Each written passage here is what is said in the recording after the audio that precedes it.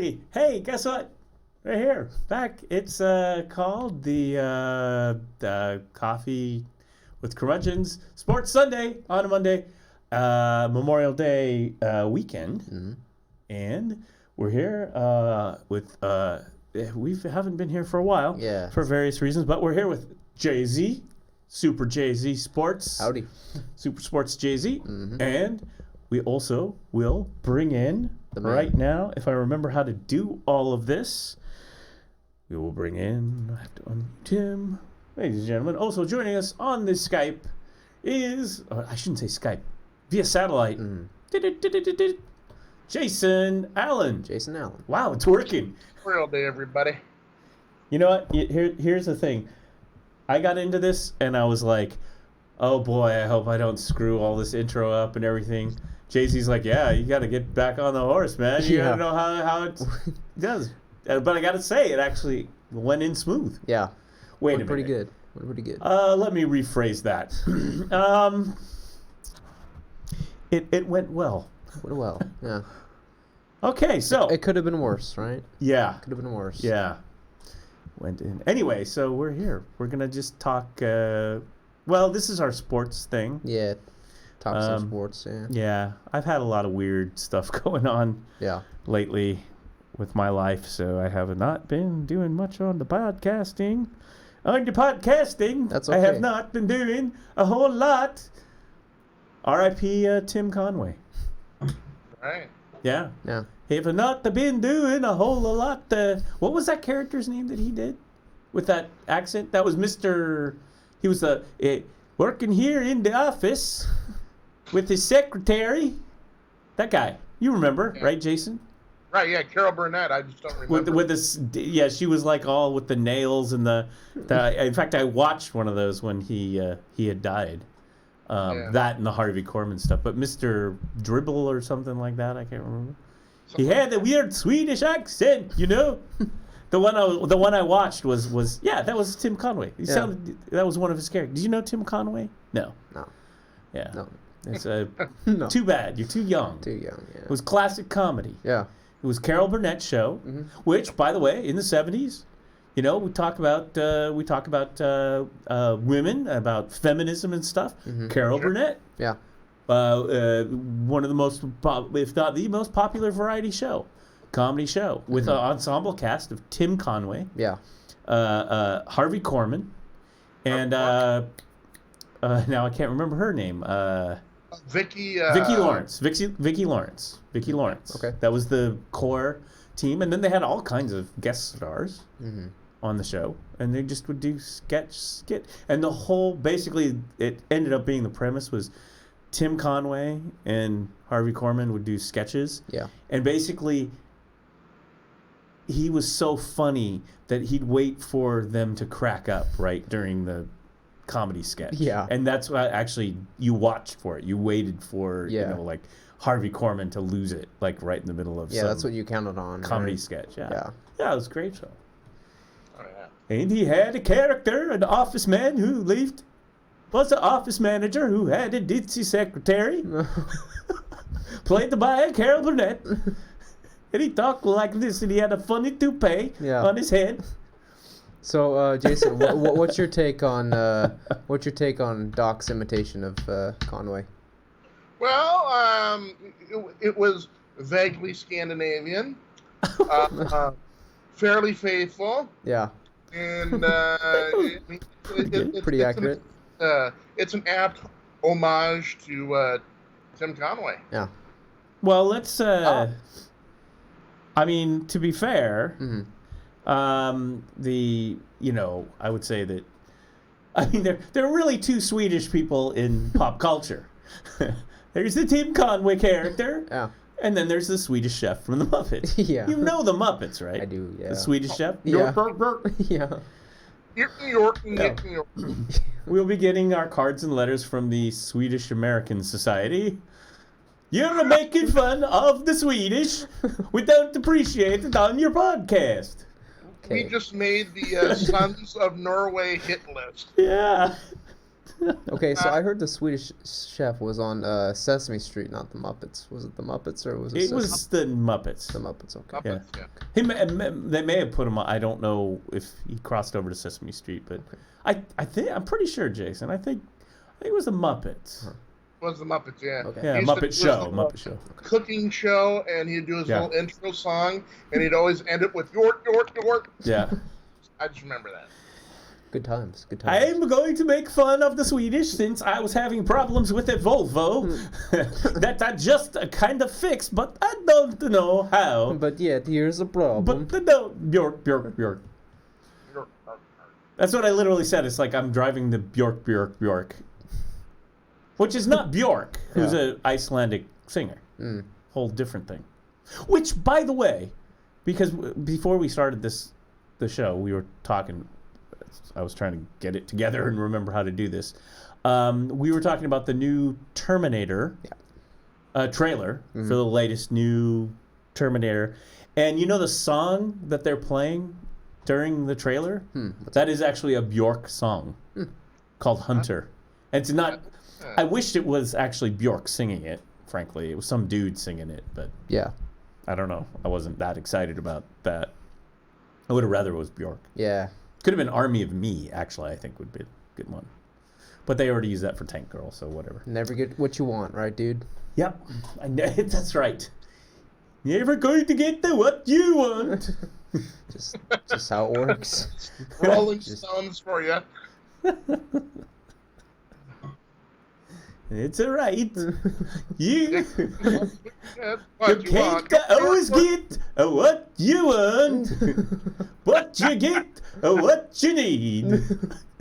It's not the Rolling Stones. It's the Rolling Fjords. It's over. I mean, this is why, here's the sports cast. I'm just going to sit here and talk like this. I'm going to recite. You live and you let the die. I'll just name that song and I'll sing it in Swedish. Yeah.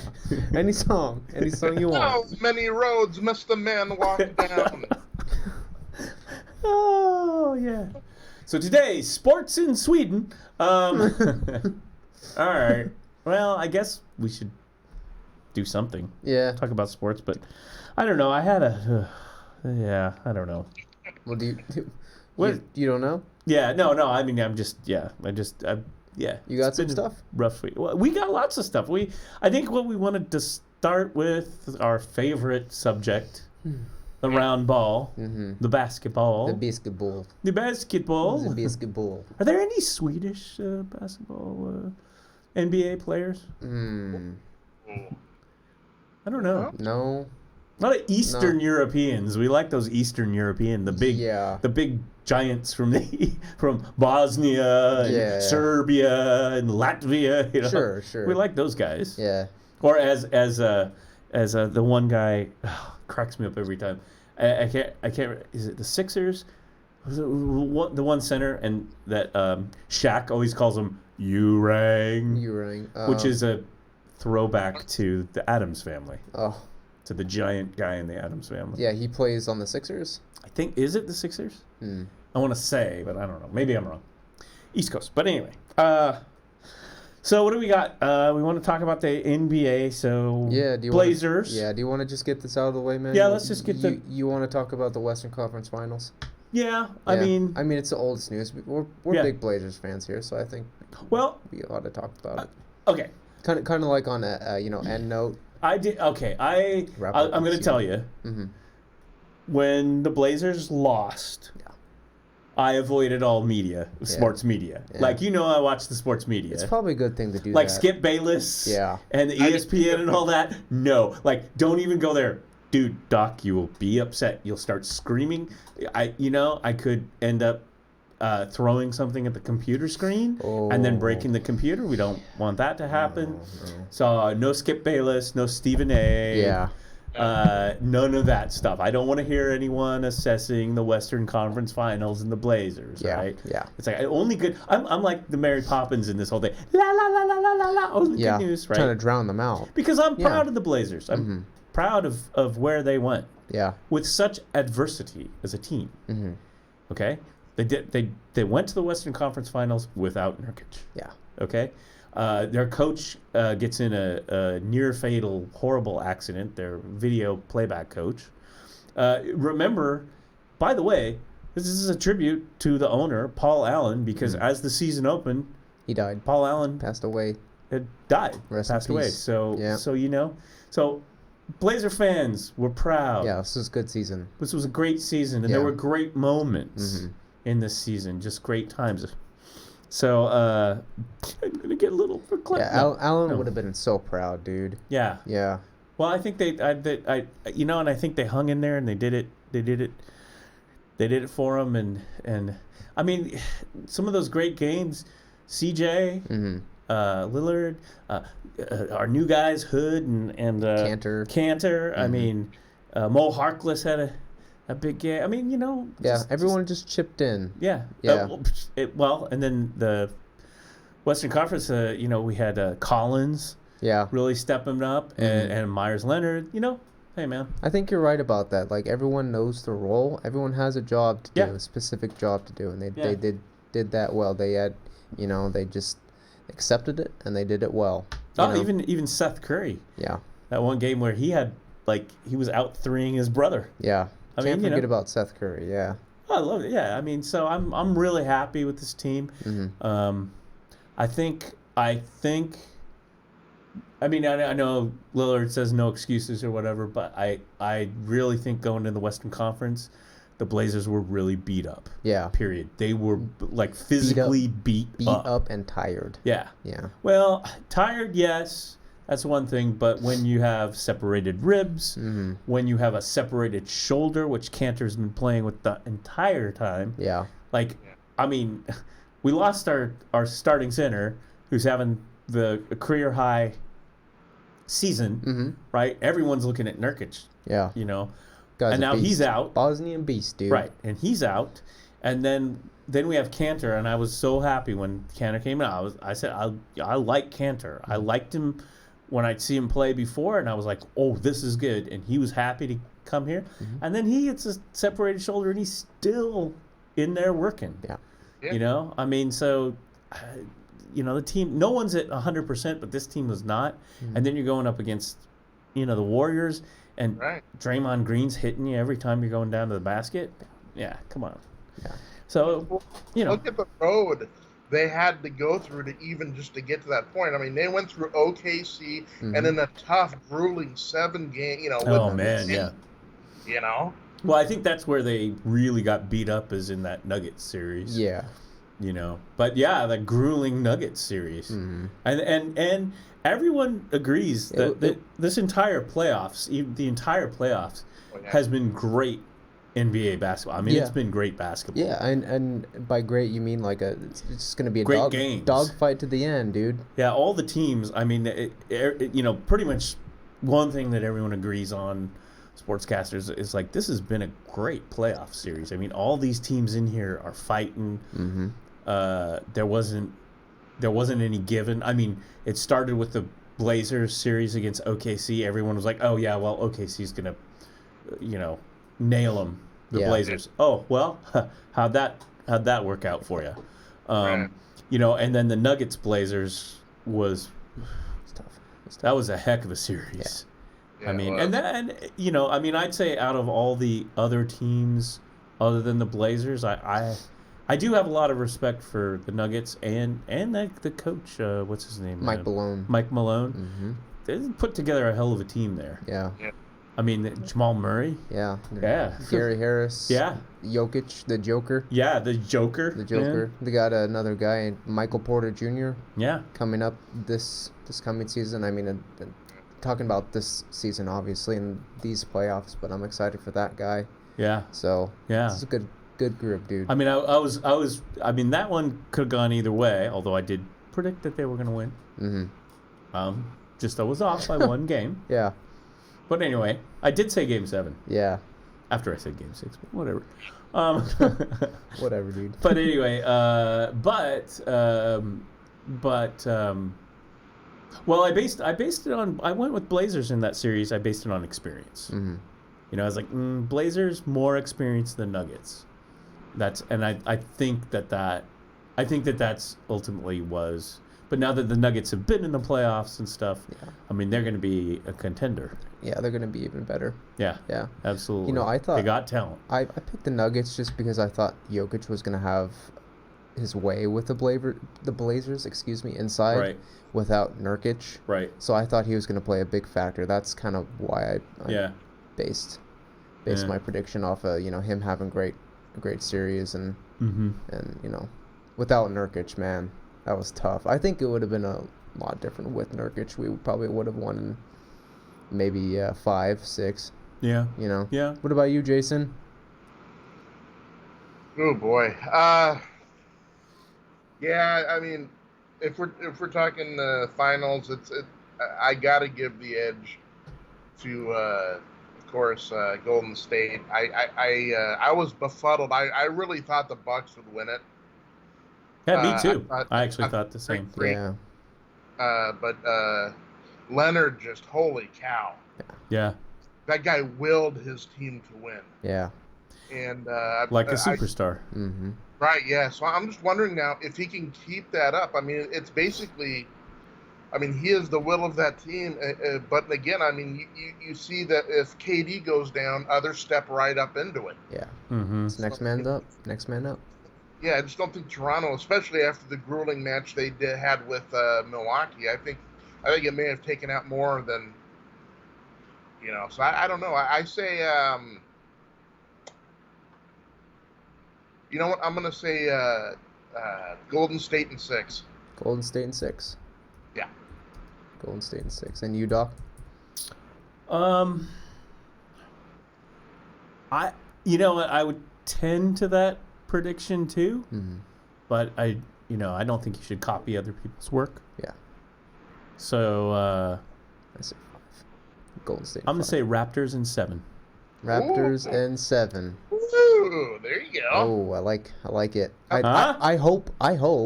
Yeah. Like I want Raptors to win, dude. But I say Golden State in 5.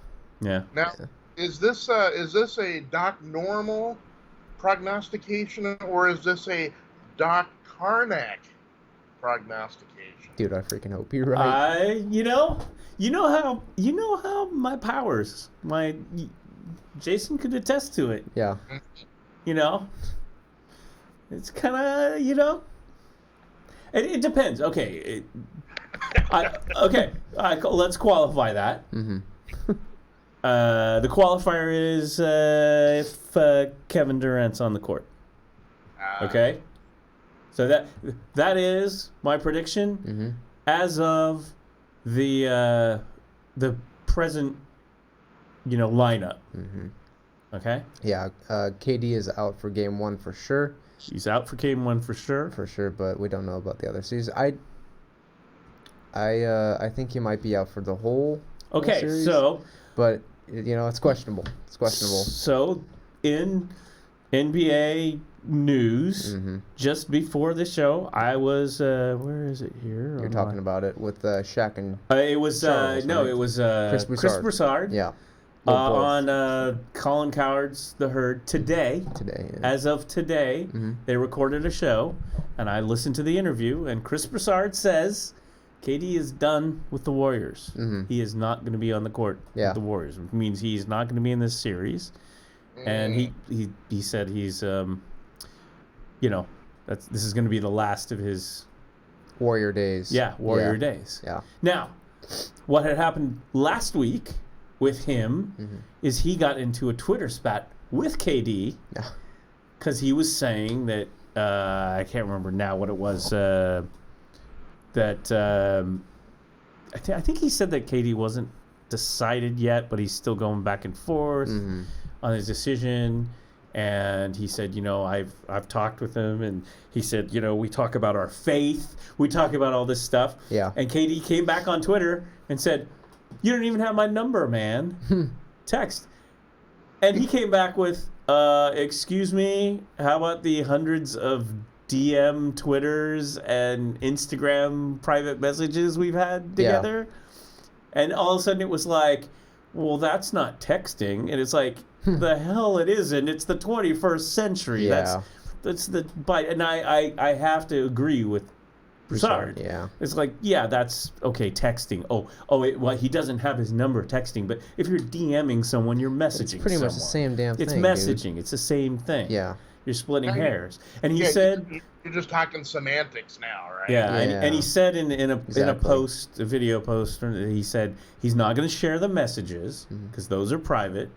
But he said, yes, we do have talked privately a lot, and that's what he was talking about. So I don't know. Again, he could be wrong, I guess. Yeah. I don't know. Yeah. We don't know the actual truth, but you know, we will find out, dude. I don't know, but I think the story. I think there still has not been a decision made yet. Mm-hmm. You know that Okay, so here's the thing. KD has a company that he set up in New York. All right? So, and always go back to the business part of it. That's a heck of a pull for him to go to New York. But the stumbling block there is the Knicks and their ownership. Yeah. As I've said before. Now, what did they pull in the draft again? The Knicks? The Knicks, they pulled third. They pulled third. Third, yeah. So that's a pretty good draw there. Mm-hmm. And then, of course, the Pelicans, we should talk about the draft, too. Yeah, I got that. Pulled number one. Yeah. Which now is, well, yeah, we were talking about that earlier. Now that kind of puts Anthony Davis back in play again. What happens there with the Pelicans now? Yeah. Because you got Zion. Because you got Zion. You know they're going to draft Zion. Why wouldn't you draft Zion? You know. Yeah. So you'd be stupid not to. Well, you think he's going to go back to Duke? No, I didn't think he was going to. I just said. I'm like, no, man. I just said it was. What planet are you from, dude, man? I said it was reported that ESPN says he might. Hey, ESPN. No, man. They reported on it, and they said that he had talked about it only if Barrett and the others stayed. That he may give thinking about staying, but Barrett's gone. No, man. Yeah. Hey, here's the thing, and someone, a writer, a sports writer, said flat out, here's the pros and the cons of going back to Duke. Mm-hmm. Go back to Duke. Play a season. Get injured. Now your prospects are even worse. Yeah. Go to an NBA team. Start getting in the system. You're in the money. You got the contract. Even if you get injured, the way it works business-wise, it is a dumb move to go back to. Yeah. I mean, would be a wonderful thing.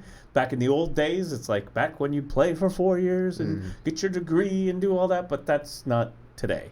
Yeah. So plus, you ask yourself, Zion's stock can't get any higher. He's the number one. As of today. Yeah, exactly. So what has he got left to prove? You go where the money is. You could see a scenario where he could play and maybe Duke gets the championship next year, right? Yeah. But that's gambling a lot on unknowns that you can't bank on, right? Whereas, like Jason says right now, his stock is high. You go with, you strike when it's hot. Yeah. Yep. And also just you want to get in the system early. Just for experience, contractually. There was a whole bunch of details contractually and all the things that. Yeah. Why it's you want to get in there and get in the thing, Yeah. And endorsements too, Nike. Yeah, it's the endorsements exactly. Mm-hmm.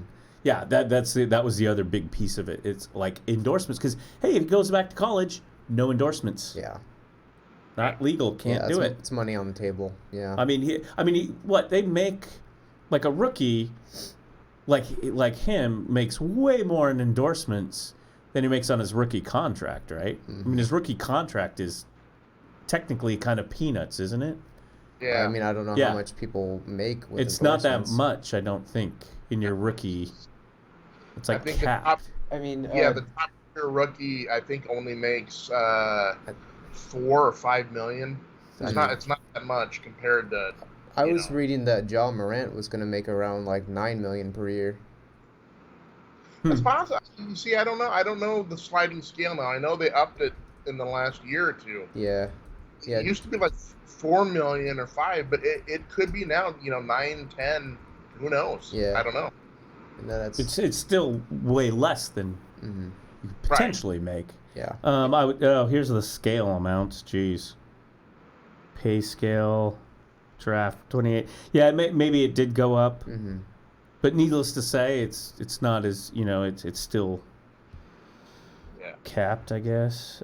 6 million so far. Number one pick. Oh, this was DeAndre. So it looked like stop. Number one draft pick scale. 6.7. 8 million at 120%. So yeah, maybe 9-ish. Yeah. Right, but that's still ultimately peanuts. Yeah, compared to endorsements. Yeah, and just a an all-star NBA contract. Mm-hmm. Right. So yeah, so it's not going to happen. He's going to be playing next year. Who would ever advise him to do that? I mean, they should be like, capital punishment. Yeah. I mean, really, like no one in his life should advise him to do that. Mm-hmm. It'd be like, see you, Coach K. Right. Nice to see you. Yeah. Zion, I'm thinking right now, buddy. Community college is the way to go. Yeah. I know. Come on, Clackamas Community. Do they have a basketball team? Yes. They do. Yes, we do. Oh, okay. There you go. Well, I can't say we because I'm not Prediction. Yeah. Zion Williamson plays for Clackamas Community College. Yeah. Right. Scores 50 points a game. Yeah. Oh, it would be like pretty much he would be the game. I would guess it would be like all the other guys. It's just like, oh, we just can sit on the bench here and he'll just play the other team. Yeah. One on 5. Yeah. 1 on 5. Yeah. Yeah. In a strange turn of events, only one person is coming off the bench for Clackamas Community. Yeah. Oh, anyway. So, yeah. So I'm more interested to see after Zion, right? Mm-hmm. Is it going to be Morant second? And then, because a lot of people are saying Morant goes second because of the system. Yeah. And then RJ third, which would go to New York. Mm-hmm. Yeah. Yeah, I could see that. Yeah.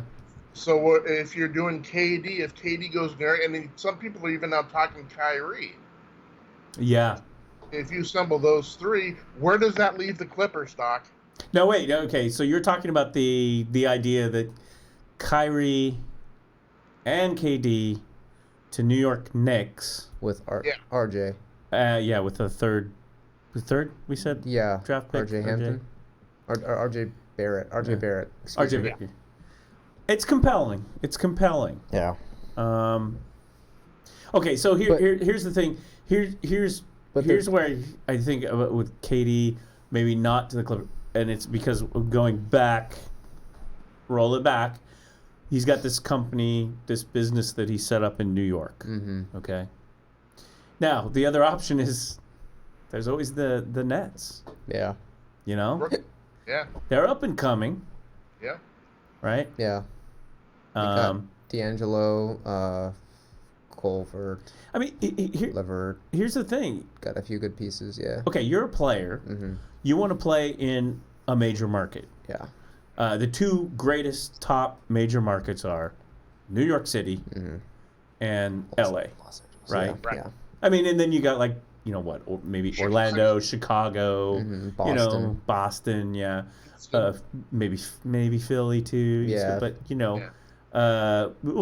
Golden State, the San Francisco. Right. Dallas is Yeah. But I mean, really, the two top markets that you would want to be in would be New York and LA. I would say out of those two markets, I would say that LA is more desirable than New York because Hollywood. Yeah. And, you're an entertainer. You're an athlete, but you're an entertainer. Yeah. So, I mean, you look at like Shaq and these, you could be in TV shows or movies or you can do whatever. stuff on the side, yeah. Yeah. Make a record, who knows, right? But But both those cities have alternatives, and that is the Nets, and that is the Clippers. And the Clippers have an owner with an unlimited wallet, have a coach, a legendary coach, Doc Rivers. Yeah, Doc Rivers, yeah. Everyone loves Doc Rivers. He's an NBA legend. Yeah. He knows what he's doing. Think about how well the Clippers did in the playoffs, right? Yeah. I mean, against Golden State. Yeah, they fought tooth and nail with the Clippers. That's right. Yeah.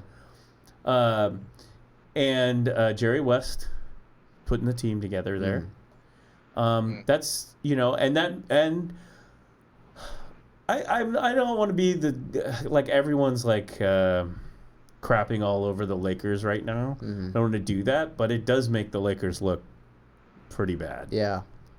And all the drama with the Lakers, right? Magic, Jeannie Buss, Rob Pelinka, and now they got the coach. I can't remember. Frank Vogel. Yeah, and Jason Kidd. Yeah. Right. What a bunch of drama. Yeah. Yeah, it's kind of a dumpster, turning into, if not already, a dumpster fire. Yeah.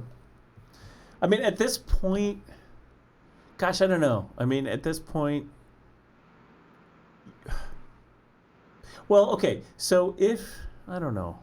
What do you guys think? I mean, so if, like, Kyrie goes to New York, to the Knicks, you think KD will, you think that would be a done deal? Yeah, because they have a really good relationship, KD and Kyrie. Yeah. Kyrie considers KD his best friend. So okay. Yeah. See, I don't know that inside. I just read that. Okay. Just read that. So they're apparently that would be a really good friends. Yeah. They got a good cap space. So I don't know how much Kyrie's making right now, but the Knicks have a lot of money to hand out. So you make your money. KD, like you said, is home where he can manage his business. I don't know what it is. Make your money, and then it's on his Twitter, actually. Just try to build something, But still, I think that the LA would be the more desirable place to play for. Yeah. Especially with Steve Ball. I would say that I watched this video with Shaq, Kenny, and Ernie with Steve Ballmer. Yep. And he just seems like the greatest owner out there, just like 100% committed in it, willing to do whatever it takes. I've kind of grown on Steve Ballmer as the Clippers owner. So yeah, and I for me, I think I said Ballmer's the next Paul Allen. He's going to be, I think, walking in Allen's footsteps. They're cut from the same mold. They came from the same company. They're I don't know if we got into this. When you work for a company, like especially Microsoft was a startup and then became a company, it has its own culture. There's a way like I mean, that's part of success. It is like being on a team. It's just like being on a team.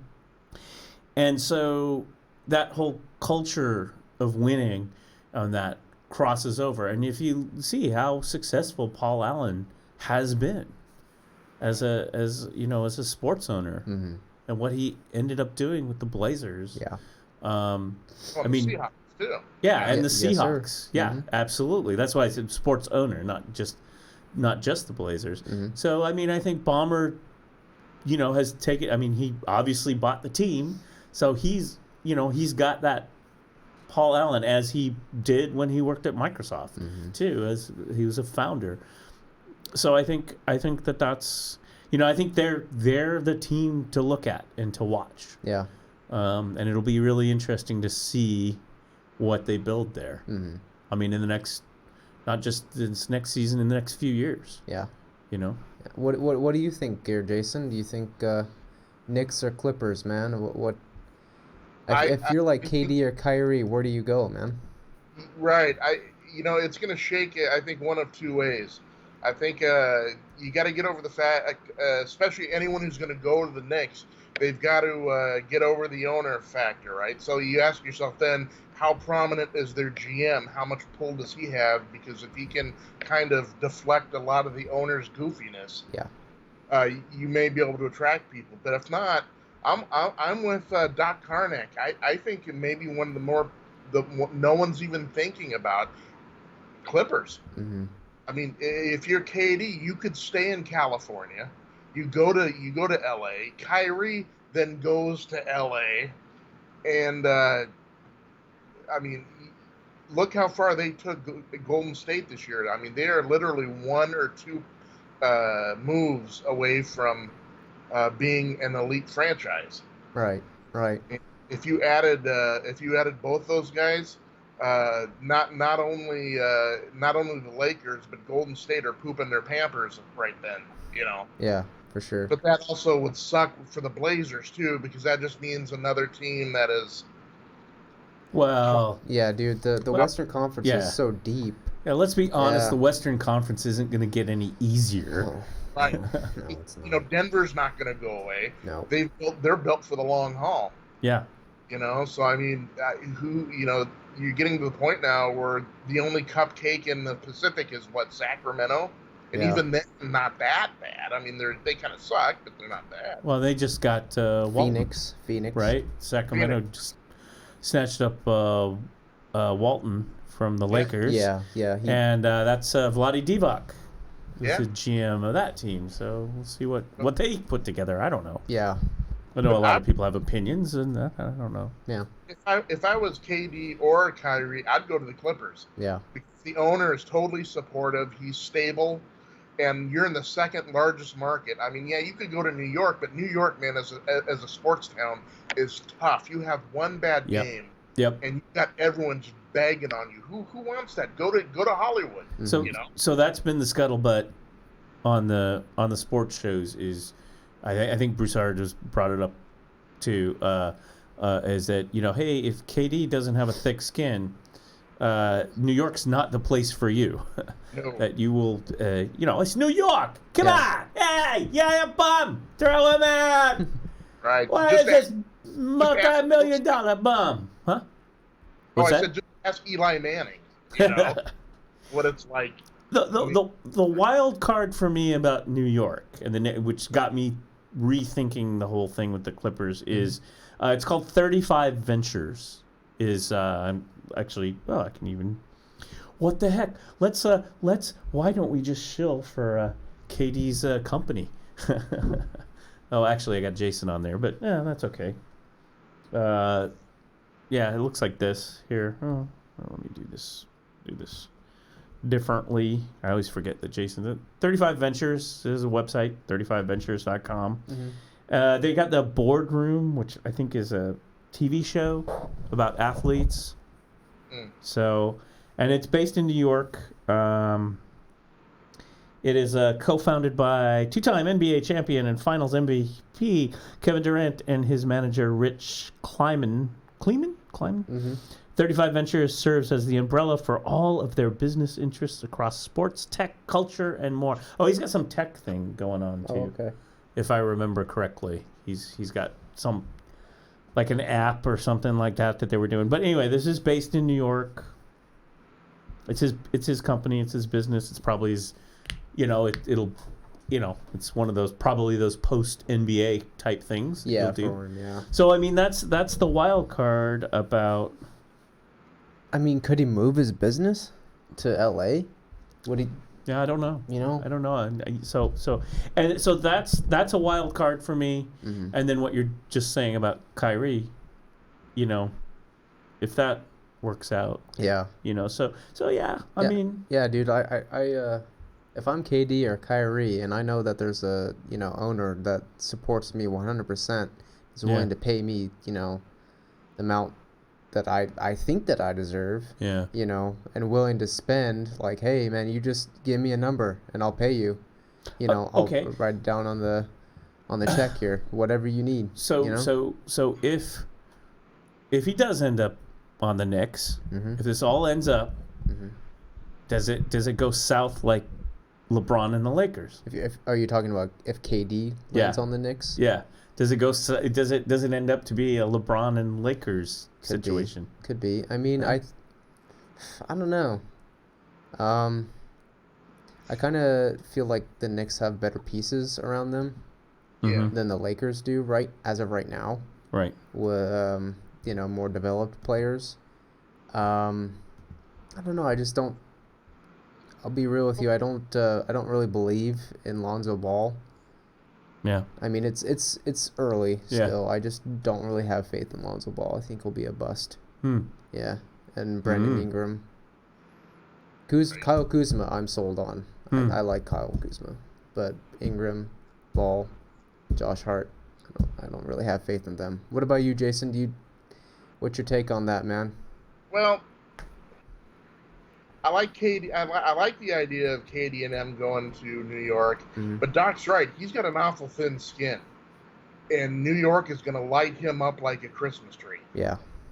Because you got to figure the way where he is now in his career, he's going to get injured more. He's going to have to sit out games more just to try to keep fresh. And New York ain't going to allow that. They're going to want him to be on point, every game.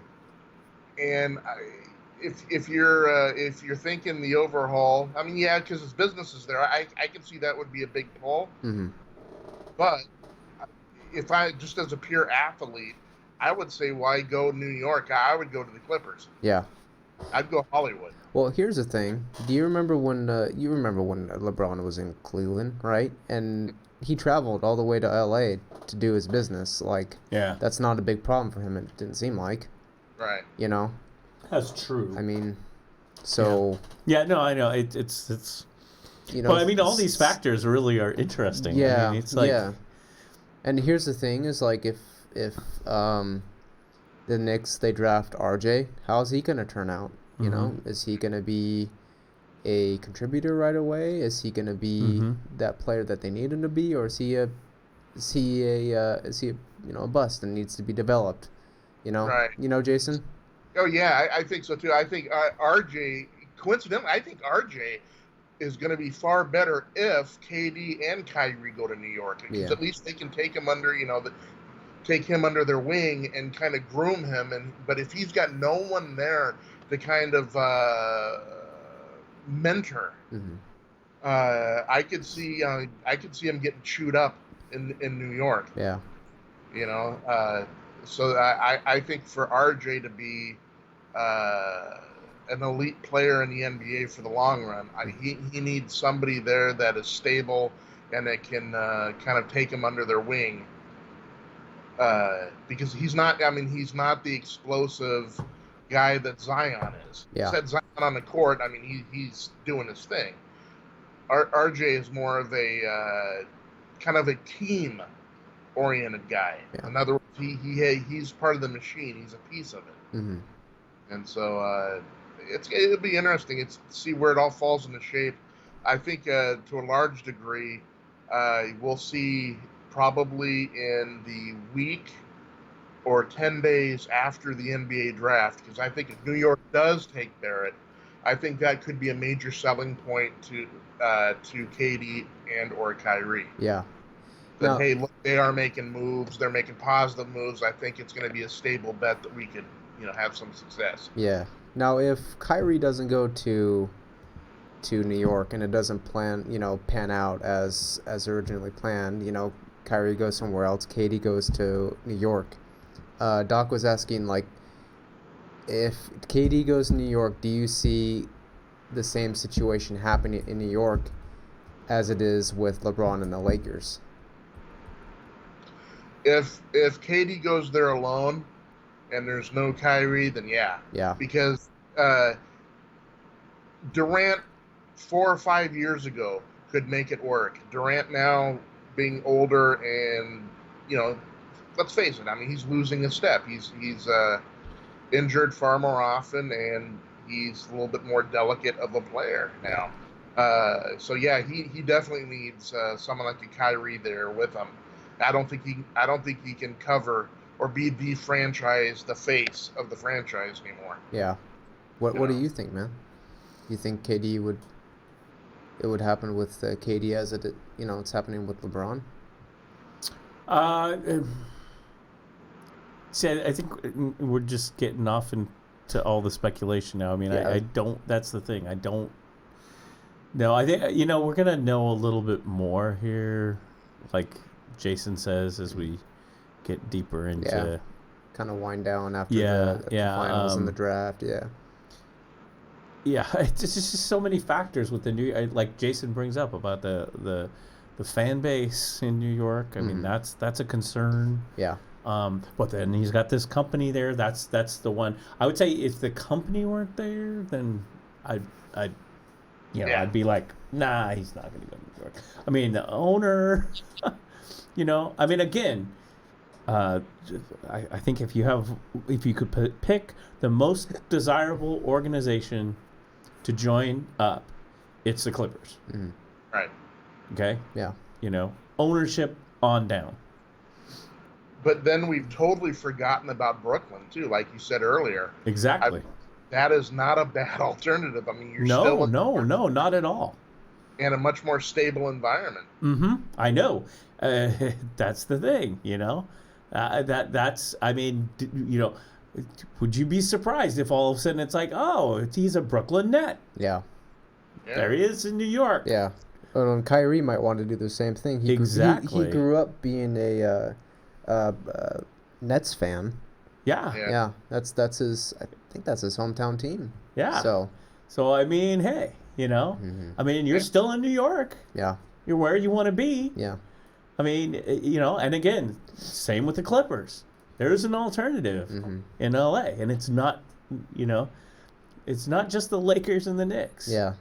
And with all the turmoil that's going on with those two teams, I mean, yeah. I mean, yeah. Yeah. if we're sitting down with KD right now, KD or Kyrie right now, wait, hang on. He's texting me. Yeah, he's texting you? Yeah. And what does he say? He's got you on speed dial. You are full of crap. Yeah. Doc. Stop talking about me. Yeah. I don't like it. You don't have my number. This was a Twitter DM from Katie. Yeah. Katie Trey 5. But if we're sitting down with KD and Kyrie, we're telling them don't go to New York. The Knicks. Don't go to the Knicks. Excuse me. You got a better opportunity in LA and in Brooklyn. So. Yeah. Well, I think we beat that dead horse. Yeah. What is it with beating a dead horse? Like, you ever think about that phrase? What does it mean to beat a dead? The horse is dead. Why are you beating it? Yeah. And besides, is that like a 2 count?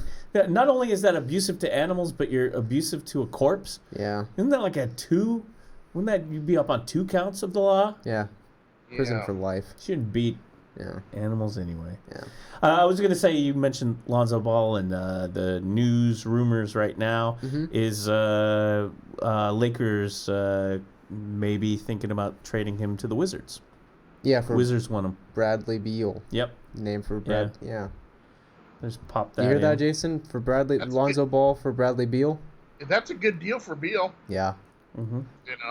Yeah, I've never been sold on Alonzo Ball. I thought he was been more hype than talent. Yeah. And especially, I guess the negativity also was because of his dad too. Right? Yeah, I was just gonna say, it's definitely a thanks, Dad. Could you just be quiet and shut up for a minute? Yeah, you're creating a target on my back before I even get in the NBA. So yeah. Well, and they got drama as well with their former business partner. Yeah, with a friend of the family. Yeah. Yeah.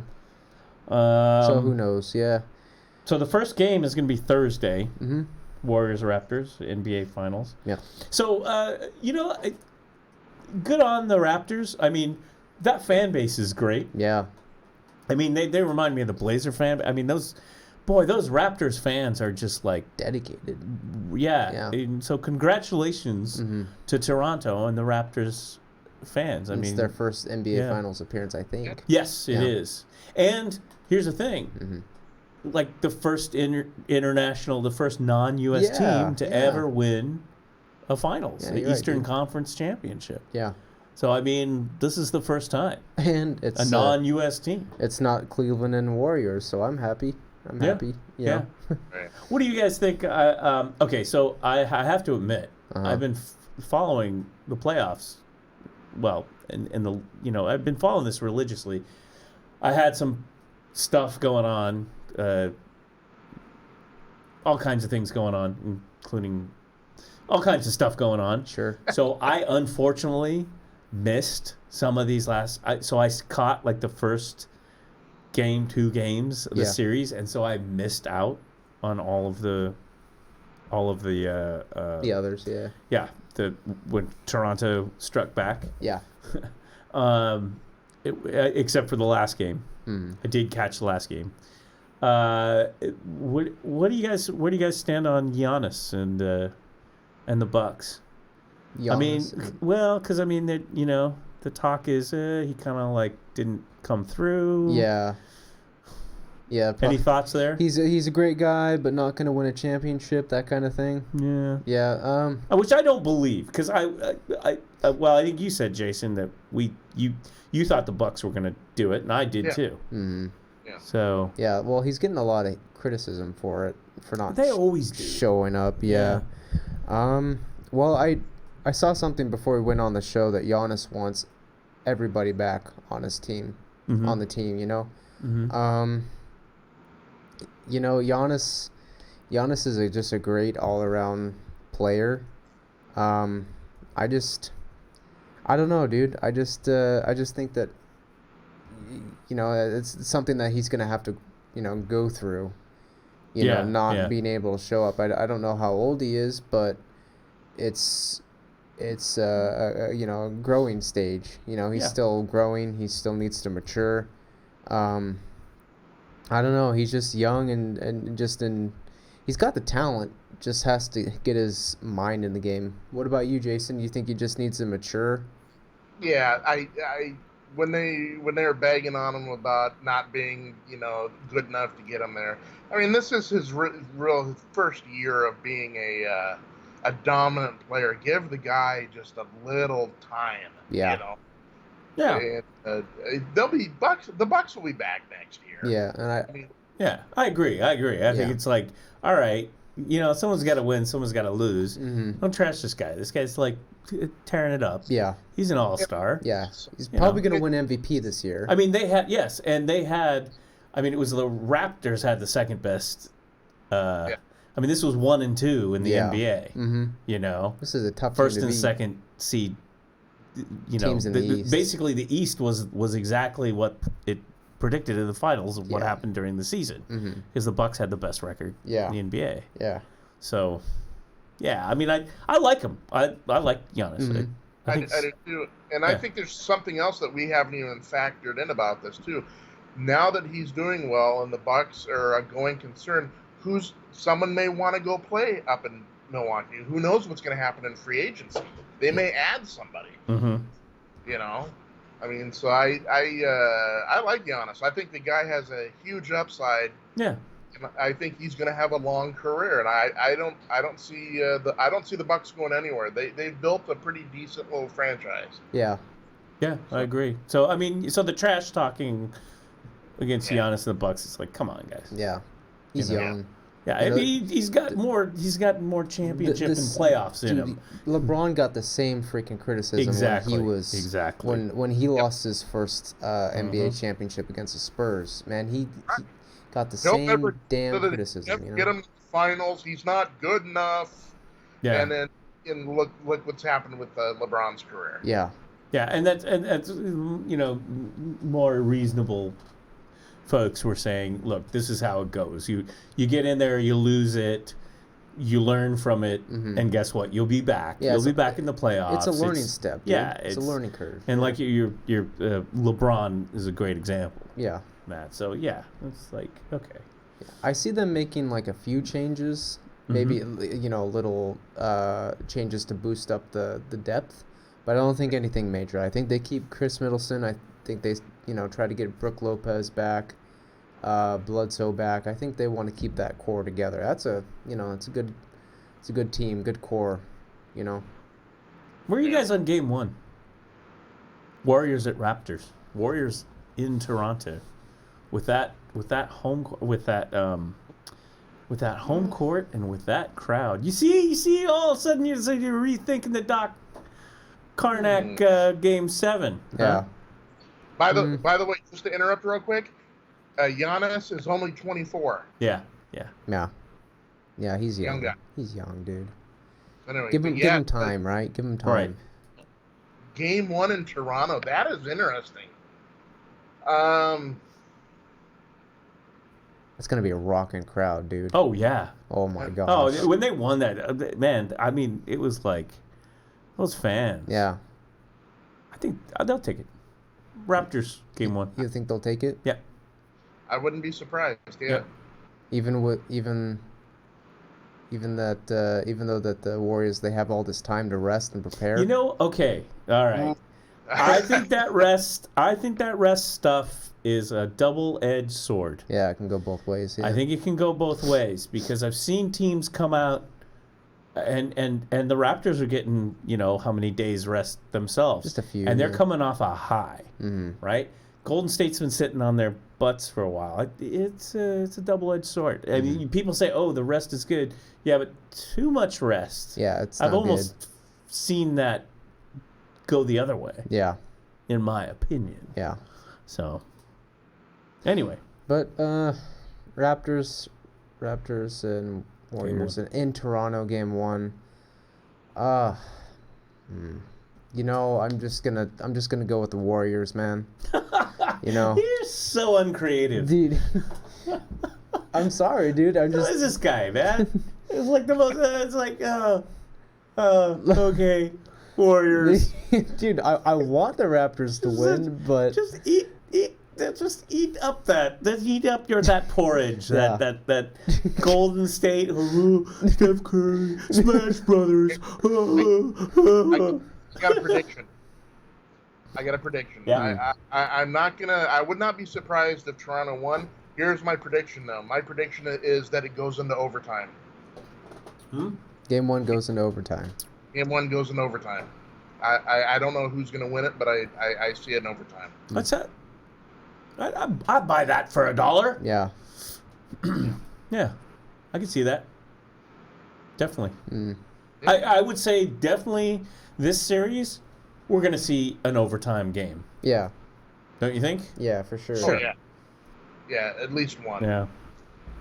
Now watch, after all this great playoffs, this series just sucks. Yeah. It's like, oh, God. Wait, Some of the worst basketball we've ever seen in our lives. Yeah. Right? Yeah. Like the Splash Brothers are bricking their threes. Kawhi's like nothing. It's just like, what? What's happening, dude? Everyone's giving up, Yeah. After I actually would say, I mean, I don't how many playoffs you've watched. I mean, this is a legendary playoffs. Mm-hmm. It's a good one. That's a good Oh one. yeah. I mean, there's been some stinker play. Oh boy. Mm-hmm. In the past. Yeah.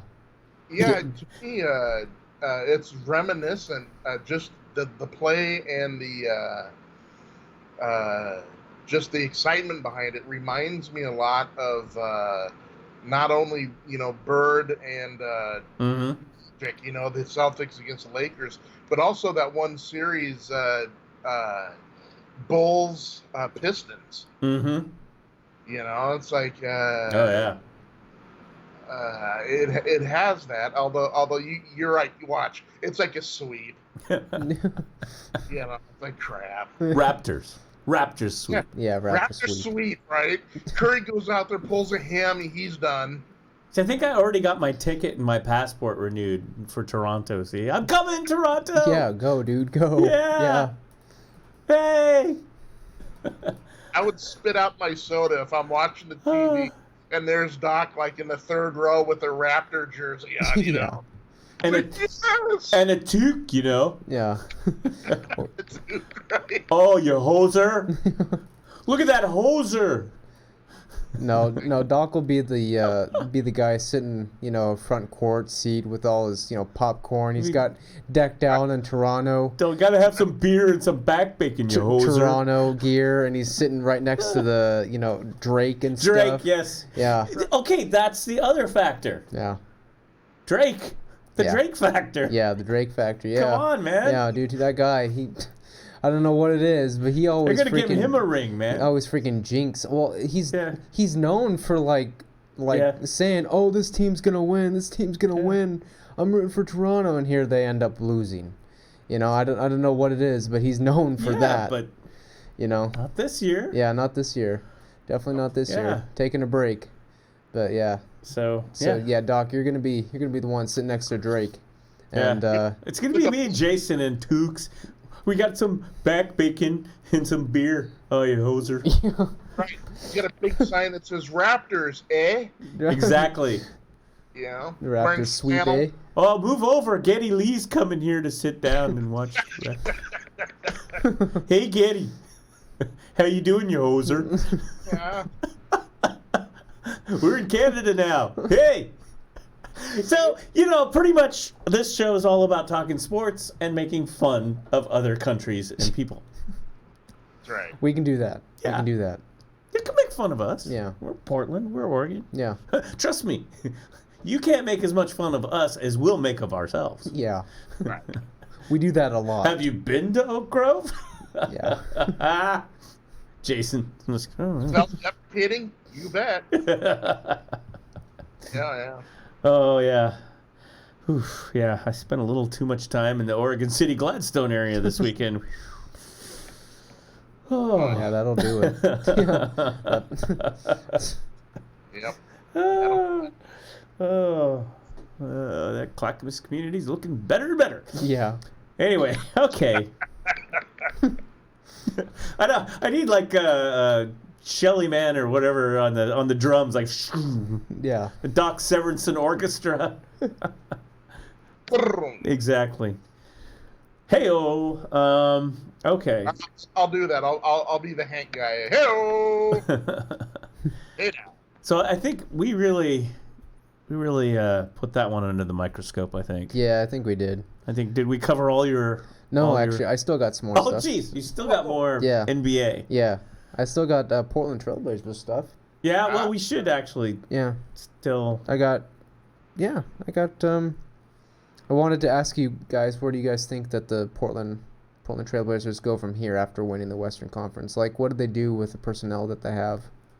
Because, like, I've talked to you a few times, and Jason, I don't know if you would agree or not, but I think they need to make some moves with names like Myers Leonard, Mo Harkless, Al Farik, and Evan Turner. Those players need to go. Either be signed for a lower contract, or they need to go. Yeah, I see some good bench moves. Yeah. In the offseason. You're right. I like Myles Leonard. I mean, he's got some passion, but I think while the iron is hot, we could trade him. Yeah. Yeah, I think that was a good move to put him in the last few games of, I don't know if they started him game 1 or not, but the last few games I saw him really boosted his his free agency stock or trade stock, what have you, so good move by the Blazers. I don't think that he's our guy. Like, I like him because he again, he's passionate, but I don't think he's, from a talent standpoint, I don't think he's our guy long term. I've got a prediction. Yes, let's hear it. Oh my gosh, they get rid of Myles Leonard. And then what's going to happen in the draft? Portland drafts Bol. Yes, I'll be darned, dude. I was thinking the same exact thing. Wow, listen to you guys. Yeah, Bol in the draft. I don't think Bol is going to be that top 10 pick, but late first round. Yeah, dang it, dude. Neil O'Shea, he's a guy who will take a chance on really anybody. Yeah. So I like that, dude. I agree with that. What about you, Doc? Bol to... Dude, that's kind of cool, Went to Oregon for a few games, and here you are. You're in Portland. Yeah, it would be like, you're never getting out of Oregon, Bol. Yeah. Yeah. We like Bol. You're still, it'll be like the guy, the sheriff from the beer commercial back in the 70s, the Henry Weinhardt's. Right. Where are you going? As he's like standing at the border. I want to leave this state. California is warm. No, you're not leaving, Bol. Yeah. You are here. It becomes some weird deliverance thing. Mm-hmm. Ding, ding, ding, ding, ding, ding. Ah! Yeah. Yeah.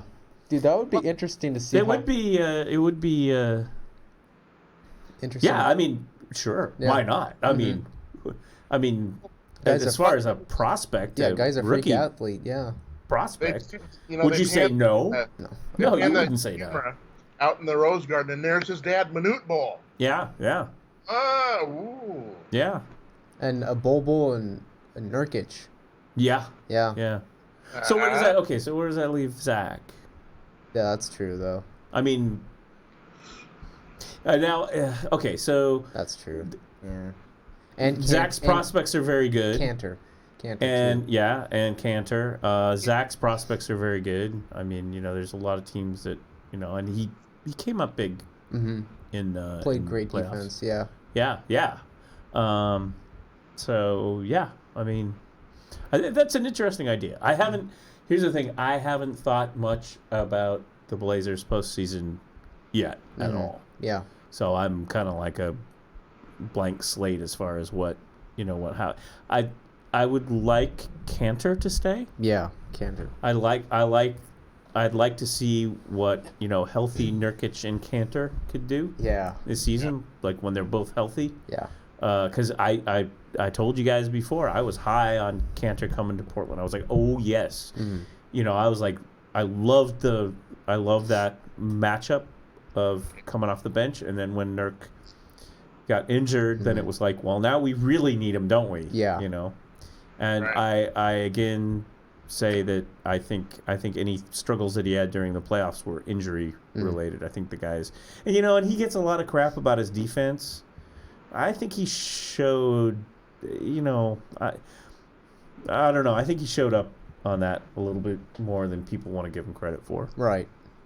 And Right. again, he was struggling through the whole thing through an injury and still playing that well. So, and he's got a lot of desire.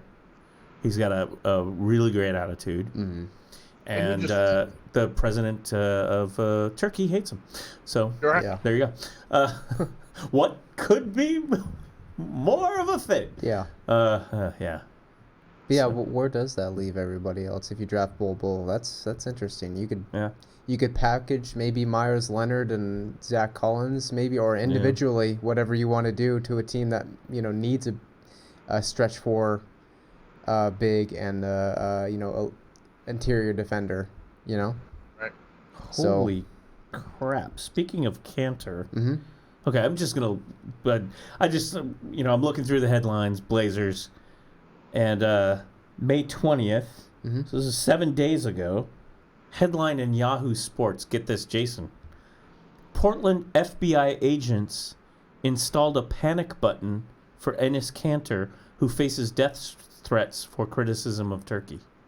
Jeez. This is Yahoo Sports. Portland Trail Blazers center Enes Kanter is fighting for a spot in the NBA Finals. Again, this is Mighty Golden State Warriors. He's been forced to miss NBA games in other countries, dealt with constant death threats, and now has a direct line to the FBI if anything happens. Wow. Via Tim Cowan at ESPN, he says, Monday also marks 2 years since the day since Kanter was detained and later released in Romania when the Turkish embassy canceled his passport. He's a wanted man. Tim Cowan of ESPN, he says the agents listened and wrote down Kanter's words and asked a few more questions. And he's remains outspoken. I'm sorry, I'm just reading this here. Well, anyway, I'm trying to see where it says directly. Now, the issue was if they had gone to the finals is going out of country.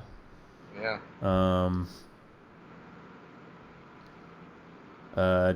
Oregon Senator Ron Wyden wrote to Canadian Prime Minister Justin Trudeau asking to facilitate Mr. Kanter's safe passage to and from Canada. Anyway, I don't know that headline. Sorry, I don't know. That's the headline, but I'm not seeing in the body of that where that explains what was going on. So I don't know. But sign up to be his bodyguards. What's that?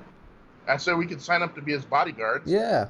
We could like wear fezzes and stuff. Yeah, no, dude. No.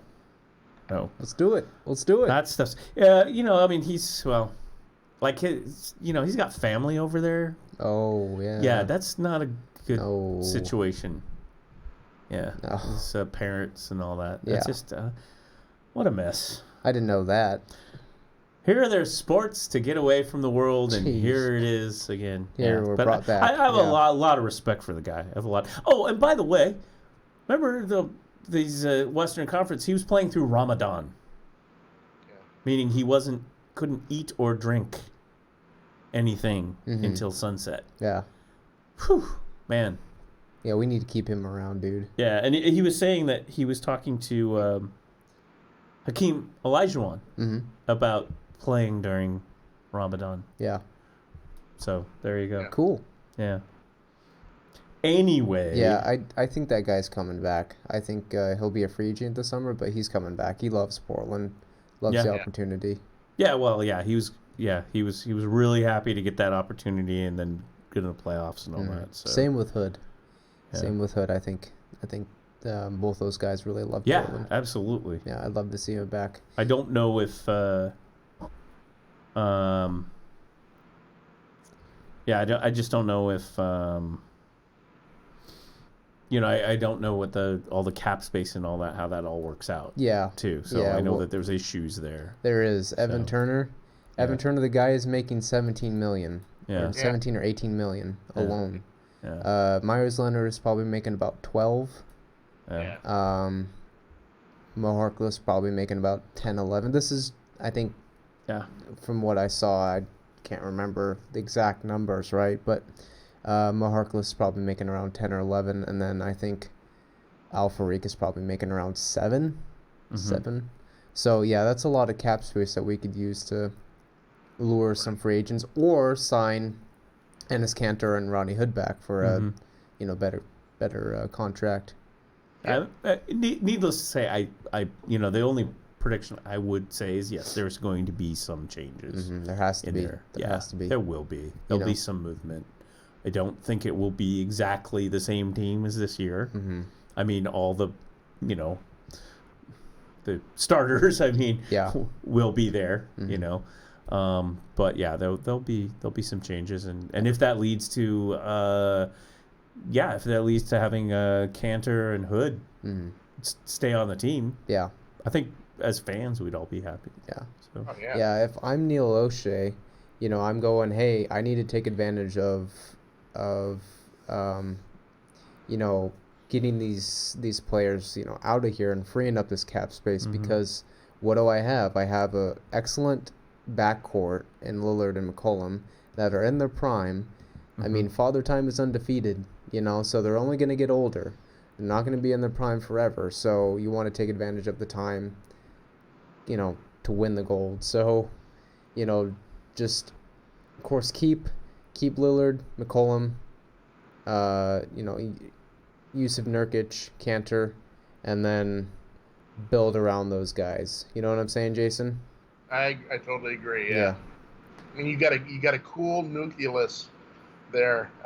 Now is the time just to tinker around a little bit and try to find that happy medium. Yeah, exactly. And another thing I wanted to talk about is Lillard's extension, his supermax contract. I don't know if you guys heard about that, but he's signing up for a 4-year, $191 million extension. Right. What do you guys think about that? Good thing? Bad thing? I mean, for Lillard, he's like, oh, yeah, this is a whole crap ton of money, but is that good for the Blazers? Is that big picture thing? Is that really where you want to go? Yeah, I think in Dame's case, you give him the money. Yeah, I think he's proved himself that he's a loyal franchise Portland guy, and those guys are rare nowadays. I mean, you got to, show him the love. You give him the money, or someone else will give him the money. Yeah, exactly. So you have to decide if you're going to give him the money or not. And guess what? You're going to give him the money. Yeah, Lillard. He's not going anywhere. It's like with Clyde and these guys. It's like he's the face of the franchise right now, the Blazers, and he's a good. He ticks all the boxes for what the Blazer organization wants in a face of the franchise. Yeah. So there it is. It's the intangibles. Yeah. It's the community. It's all the stuff off the court. And you saw that with guys like Clyde Drexler, Right. and you build a team around that, and that's what the fans react to. Yeah. And that's an important factor in Portland. I mean, I've been a Blazer fan since day one, and that has been the team, the environment, the culture of the Blazers team. Yeah. For years, and it was tested. There is actually an article here, but I'm not going to look at it right now. It was tested in the era of the infamous, the quote, jail Blazers. And and so whatever. It looks like there's a reassessment of what happened with that, but nonetheless, I mean, Lillard is very much in line with what you want from the face of the franchise, the Blazers. So you pay him the money. Yeah. I mean, what happened with Drexler is at the end of his career, I think he requested, and then we traded him off to Houston, and he got it, and it was a favor to Clyde, and so he got his ring. Right. Yeah, to end his career. He's from Houston. He wanted to go home, and Houston at that time was a strong contender. He wanted the ring, and Portland said, "Hey, listen, man, for all your years of service, we'll swing it. We love you. Go with God." And the fans will be happy to see you get your ring, even though it's not as a Blazer, but at least we'll be like, "Hey," everyone's like, the guy dedicated himself to the Blazers and the organization. Good, he got his ring in his career. He deserves it. Right. So that could be a similar trajectory you might see with the Lillard. I don't know. Yeah. Who knows? Yeah. But not predicting anything. But although who knows? I mean, we got to the Western Conference Final this year. Oh yeah. A little bit next year, and who knows? Yeah. No. I'm not. Like I said, I'm not predicting anything. Okay. That's not a prediction, or So. I'll tell you something a little surprising. I think the Golden State arc is now. I think they peaked, and now they're going to start going on the other side. They've had their run. They're good, but KD's going to leave. Other guys are going to want to leave because they're going to want the big money. Because the big money is always going to go with Curry, and so they're going to want to go to greener pastures. So I see the arc of Golden State going down a little bit, and I see teams like Portland and Denver as being kind of the ascendancy. Maybe the Clippers too, if they. What happens? So what happens? By the way, speaking of Curry. Yeah. Or as I call them, red Curry and yellow Curry. Never mind. It's a culinary reference, okay? And jersey, never mind. Team colors, yeah. Anyway, what happens with Seth Curry? Interesting. Well, I think he'll stay around next year at Portland. I think it's all how he's going to develop. Yeah. I mean, he's younger. Yeah. Yeah. So, yeah. So, I mean, this is his, up and coming arc. Yeah. And he's shown his stuff. I mean. Yeah, I would keep him. Yeah. I would keep him. I would too. Yeah. I mean, I would definitely. I mean, Lillard can get him open, Yeah. And he can hit the shots from pretty much anywhere. Yeah. Beyond the arc. He's a great.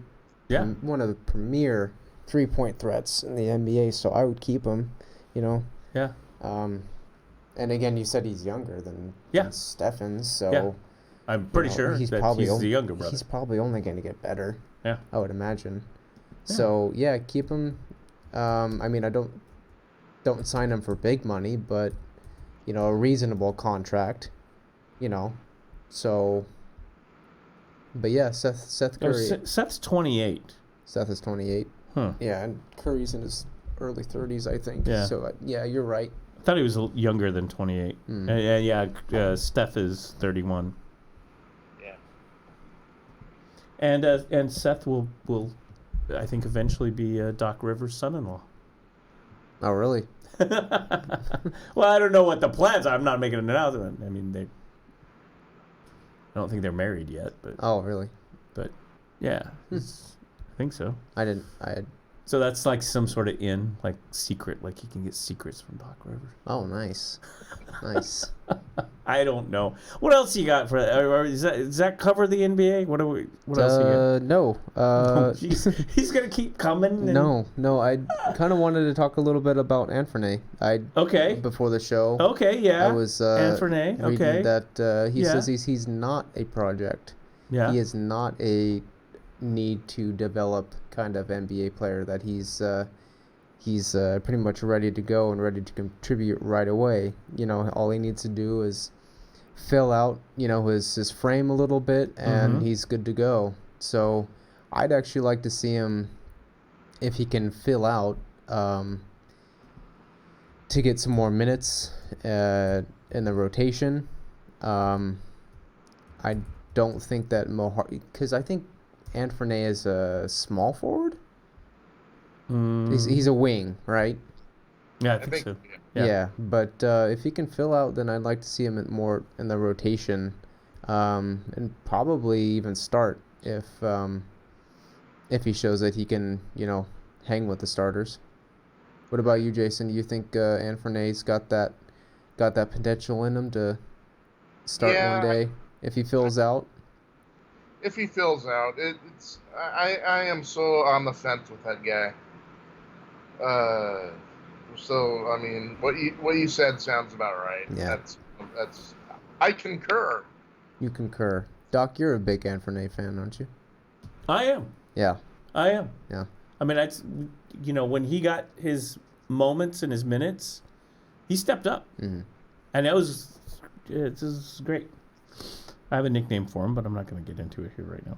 Why not? No. Why not? No. Come on, Doc. I was just pulling up the Sports Northwest new Blazer guard, Anfernee Simons. Oh, this is from 2018, though. Can you tell us what kind of stop player he is? Stop it. Oh, it's from 2018, though. Oh, okay. That's what it is. Okay. So, no, but I think what I want to see next year is him get more minutes. More minutes, yeah. Yeah, coming off the bench, get more minutes. Right. Because I like him. He's a fast. He's my kind of young player. Yeah. So every time he's been on the court and he's like stepped up and he had a big game. He put us into the 3rd seed. Okay, Yeah. do y'all forget about that? Yeah. Anfernee put us in the 3rd seed. We were losing that game. We cleared the bench, and he got out there, and I can't remember how many points he had. A lot. It was pretty big. I think he had like 50. No, it wasn't 50. Are you sure? He had at least 40. No, it was I think it was 30. I want to. What was his big game? Doggone it! Now I can't remember. Here it is. I'm gonna look at the Wikipedia. But anyway, let's not forget. It was a lot, dude. That he got in the regular season. Say, let's see, what's his high? I do want to know how many points he get because it was pretty good. Let's see, regular season playoffs. Well, shoot. Oh, okay. Here it is. It says here his career high is 37. 37. There we go. Okay. Is it? Okay. Yeah, 37 That points. sounds about right. Yeah. It was pretty. He was just nailing. Oh, here it is. Yeah, it is on the Wikipedia. Simmons put a career high across the board with 37 points. I thought it was in the 36 rebounds and 9 assists.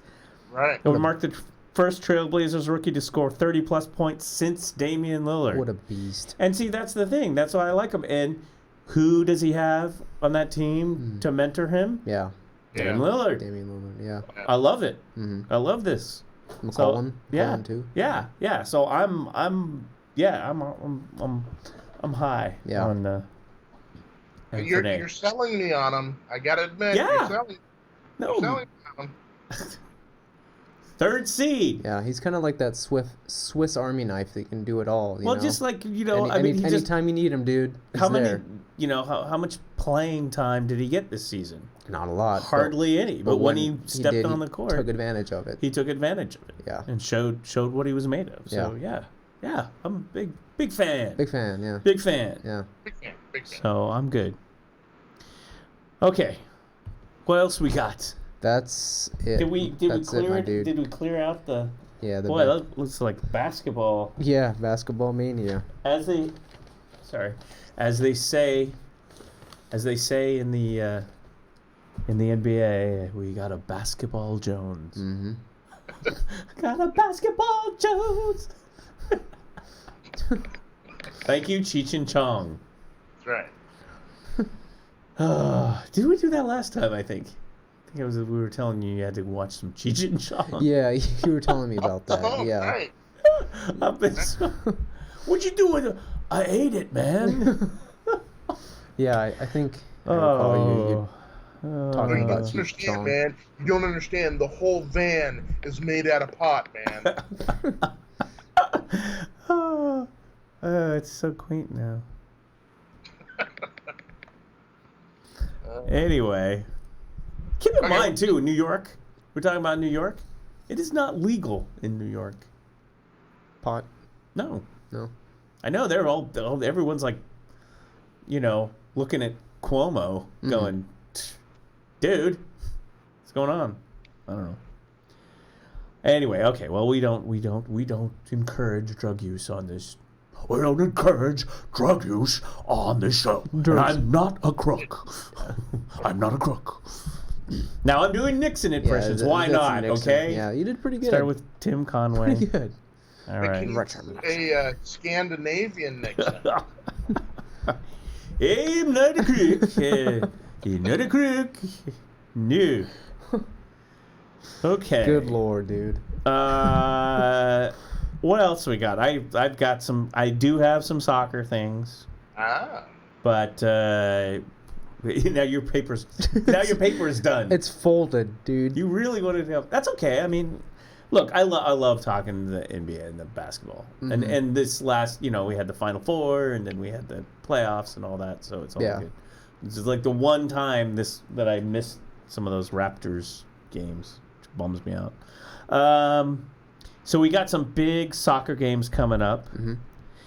I follow Chelsea, and there's a lot of Chelsea news. Yeah, Chelsea's your team, right? Yeah. Yeah. So one of the things that happened is two former Chelsea players, both well-liked players, all Chelsea, faced off in a playoffs, and this is the championship playoffs. It's like I think it's like the next level of English. It's not the Premier League. Right. Mm-hmm. It's like the next level down. What, Europa? Okay. Like that? No, it's not Europa. It's something else. I can't remember. I can only follow so much. But it was Aston Villa versus Derby County. Mm-hmm. Aston Villa versus Derby County. And the two managers there, I think they're both managers, right? Is Terry a manager or is he front office? Anyway, Frank Lampard, Chelsea former, and John Terry, both Chelsea. Actually, they both kind of retired or got off the team a few years ago. Terry was last year, I think. He was their former captain, Chelsea. Faced off. Those were their teams. Nice. Lampard is the manager for Derby County. And Terry is assistant to Dean Smith. at Aston Villa. So, and I think that, Lampard's been doing really good, getting Derby County up to the brink of the Premier League. You know, if you push through, like you get relegated if you're the bottom of the Premier League, and then the top of the other league pushes you through to get into the Premier League. Yeah. You know? So, you know, it's now we're in relegation and all of that. Okay. So yeah, they played, and I think Derby County lost, if I remember correctly. So kind of an interesting story. Real inside baseball, if you say, for Chelsea soccer. But anyway, so that was the thing for Chelsea fans. Now coming up for Chelsea is the Europa League playoff final, and that is happening Wednesday. So big Wednesday. So here's what's happening in Europe soccer, which is huge. All English finals, all the finals, Champions League and Europa League, all English teams. Not a German team, not a Spanish team. Just English, yeah. All English this year, unprecedented. So we have in the Europa League the two big rivals, Chelsea versus Arsenal, for the Europa League final, and that's this Wednesday. So that'll be a big one. And then next week, the Champions League final, which is Tottenham and Liverpool. Oh, okay. The rivals. So it's all London. Right? Right. All English, all London, like unprecedented. So Go Hotspurs. Yeah. I mean, well, Tottenham was struggling. So in the Champions League, the team, the I would call them the Denver Nuggets of the Champions League, was the Netherlands Ajax team, and this was a young team, young legs. They put down Ronaldo and Juventus. Yeah. They run them out. Although Ronaldo did go, he got his goals and all that. Yeah. One of the most, you want to talk exciting playoffs? One of the most exciting soccer playoffs I've ever seen was this Ajax. It's spelled Ajax. I always called it Ajax, like the cleaner, right? But I guess it's Ajax, whatever. It's Netherlands. It's the Netherlands. Anyway, the Tottenham Ajax final was amazing. Tottenham, after the first half, was down by 3. I mean, it was like no chance in hell. Guess what? Second half, Tottenham came back and won the series to get into the Champions League final. And this is the issue: is the Golden Boot award winner, top Tottenham player.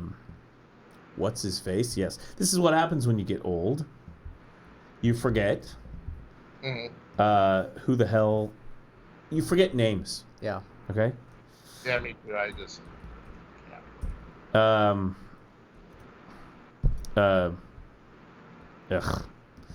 It is so bad. It's so bad. Harry Kane. It was like on the tip of my tongue. Harry Kane. Anyway, Harry Kane's been out injured for the playoffs. So, and I'm not sure if he's. We'll know more. I'm not sure if he's healthy for the finals or not. I should look that up. But anyway, and of course, Liverpool knocked out like the likes of Bayern München, and also Barcelona. So with Messi, so I mean, it's crazy. Yeah. I mean, these English teams knocking out these powerhouses. So this Liverpool Tottenham thing is going to be crazy. Is going to be amazing. I want to see if Harry Kane is going to be healthy for that. I have not. News. I'm curious about that. Harry Kane's accelerated injury comeback inspired by.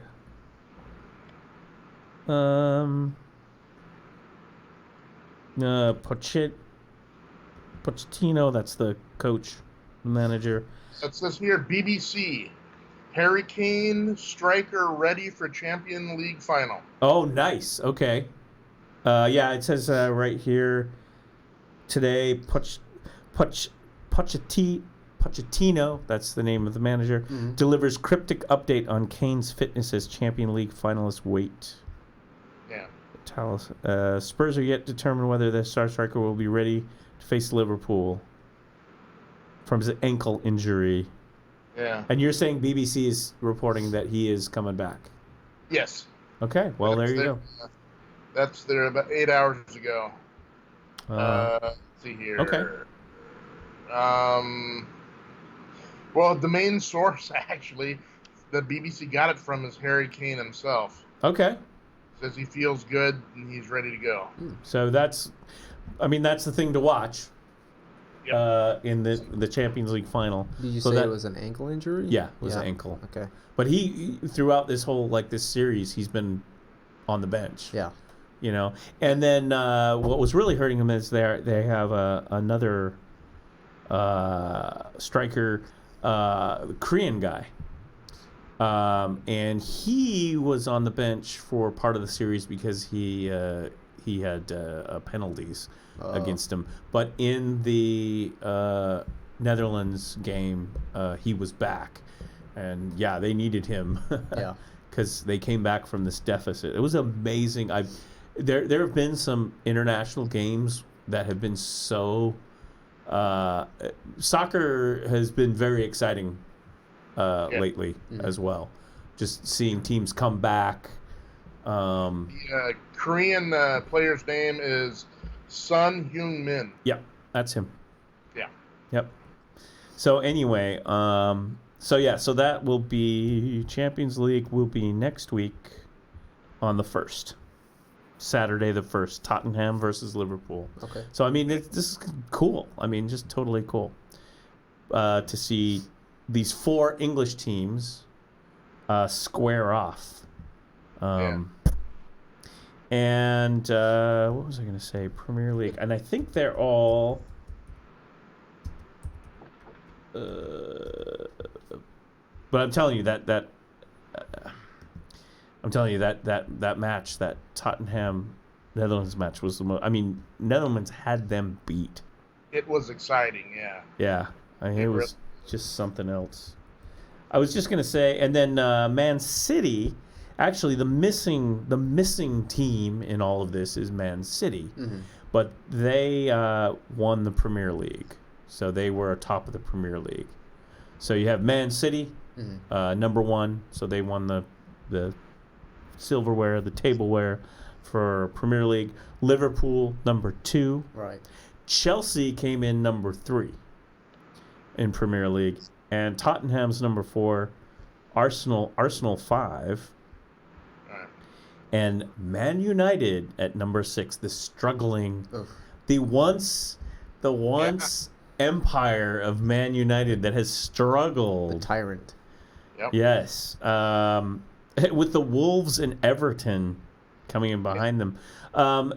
So the big news there for Chelsea is the top 4 in Premier League go into the Champions League. So Chelsea is playing in Europa League this year. They did not make it to the Champions League. Right. They got relegated out of the Champions League, so they will be back next year in the Champions League. So top 4. Some leagues, I think Germany, the Bundesliga, Spanish league, some leagues take the top 4 to the Champions League. So if you're in the top 4, you play in Champions League. Right. Not all leagues though. I think some other leagues, and then you can kind of get in and do the qualifier. I think also the winner of the Europa Cup can go into the Champions League. So there's all kinds of different ways to get, basically the cream of the crop in Europe into the Champions League. So really the top 5. Again, Man City wins the Premier League, but is not in the finals of the Champions League. But Arsenal is. So it's like that. Those top 5 English teams are just like all Europe. Really, Yeah. So it's a good time to be an English football fan. Yeah. So Yeah. So looking forward to that. I'm excited about it. I have not. And then the other, I was going to say the story the big story in international soccer that is relevant to Chelsea and the Premier League and the Champions League is so Eden Hazard, who is Chelsea's star, like all Europe star, probably. I don't know where he ranks. Like I don't know, is he like top 3 maybe? I mean, he is going to leave Chelsea.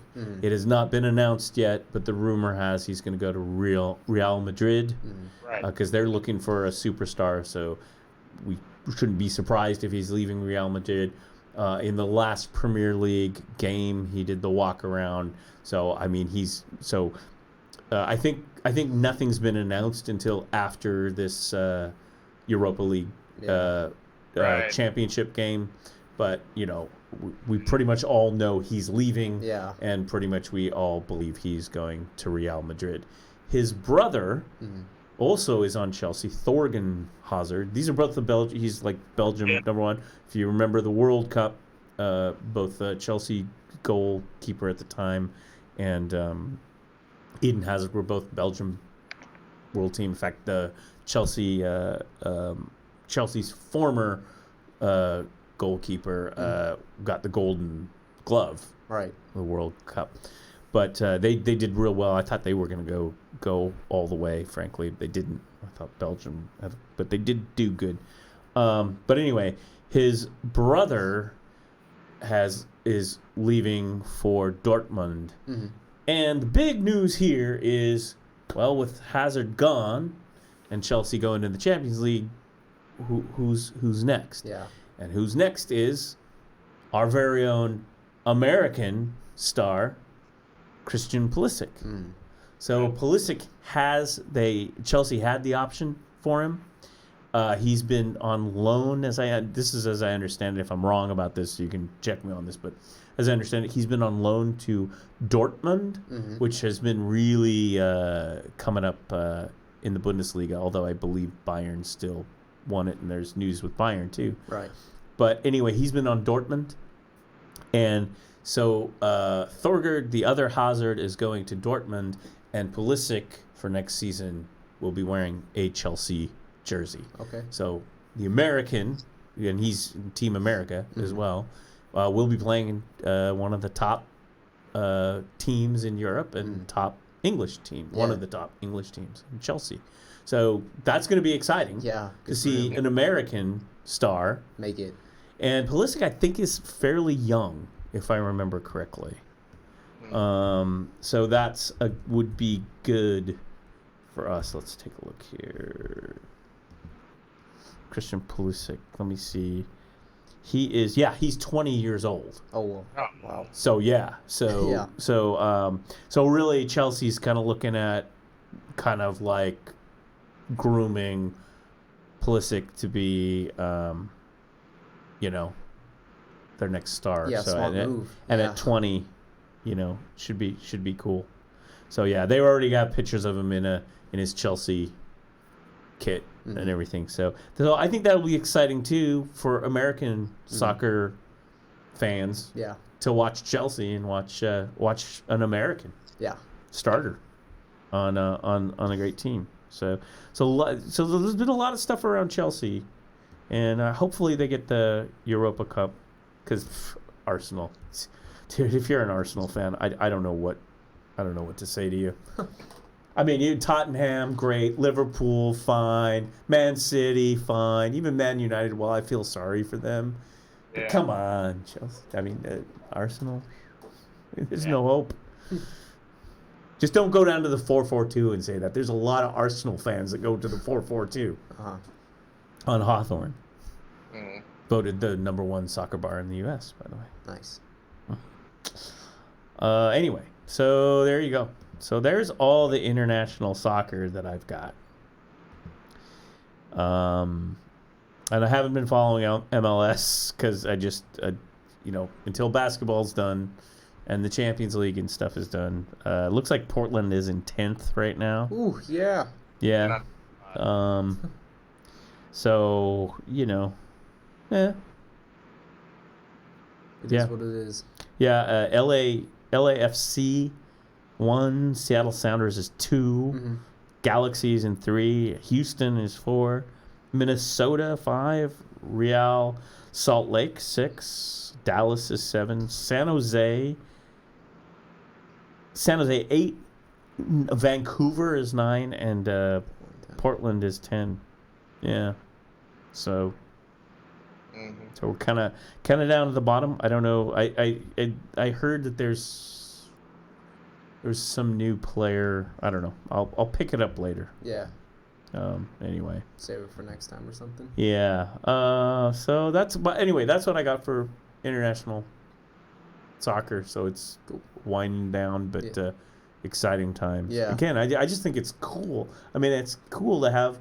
I mean, all these all London. Mm-hmm. You're right. It's an exciting time to be. After going through English Barcelona, soccer team, Messi, and Italy, Juventus and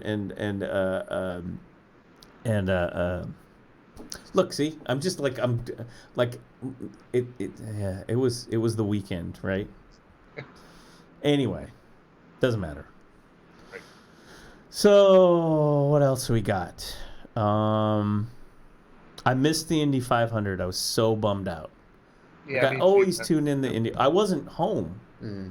I was driving around. I had to go run errands and do all this stuff. Right. So I guess I could have turned it on the radio, but who listens to the radio? You gotta watch it. But Simon Pagenaud, I think, was the guy who won. Mm-hmm. But I don't know. I missed it, so I guess you guys missed it. Right? Yeah, I missed Yeah, it. I didn't watch it either. Oh. Although the only stat that I heard was it was the first time the guy in pole position had won in several years. Wow. That's cool. Yeah, I'm bummed out. I was bummed out. I got home and it was over, and I saw it on the news on Google, and I was like, oh, it's Memorial Day, of course. I thought you know what?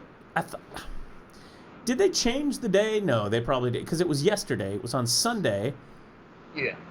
Today's Monday. Today is Memorial Day. Wasn't it on Monday, on Memorial Day? No, I think Was it's it the day traditionally before? been Sunday. Been over the weekend, yeah. All right. Well, I wasn't home, so I was bummed out about that. Serena Williams debuts zebra-striped outfit in bold fashion statement at French Open. I wish she'd just middle finger these guys. Yeah. So remember last year, coming off of her pregnancy and birth, her child, she wore a compression, what they called a cat suit or whatever, and the French Open, the old farty men at the French Open, got a hell, you dumbasses. I'm sorry, but anyway, they had opinions about her outfit. Yeah. Because she wasn't wearing the little doily skirt and whatnot. And I'm just like, what century is it again? Yeah. Yeah. She's a sports person and one of the top sports athletes in the world. Yeah. You shouldn't be criticizing her about Yeah. what she's wearing. I mean, talk about, like, feminism. What the heck? So I thought that was just ridiculous. And, of course, she was very classy about it. Yeah, apologize. And it turns out she was wearing this partly because of blood clotting and stuff post-pregnancy. Mm-hmm. She's an athlete, again. And I was like, why not just wear that? It's a sport. Yeah. Right? So she's still playing a little bit coy with these guys, but it's just so archaic. I mean, it's just like, this is Serena Williams, man. I'm team Serena. French Open, these guys, it's tradition. It is a tradition. And you know what? Inspector Clouseau is your tradition too, okay? Yeah. Right. Right. If I was one of her entourage, I'd say, listen here, De Gaulle. Yeah. Just, Ugh. Yeah.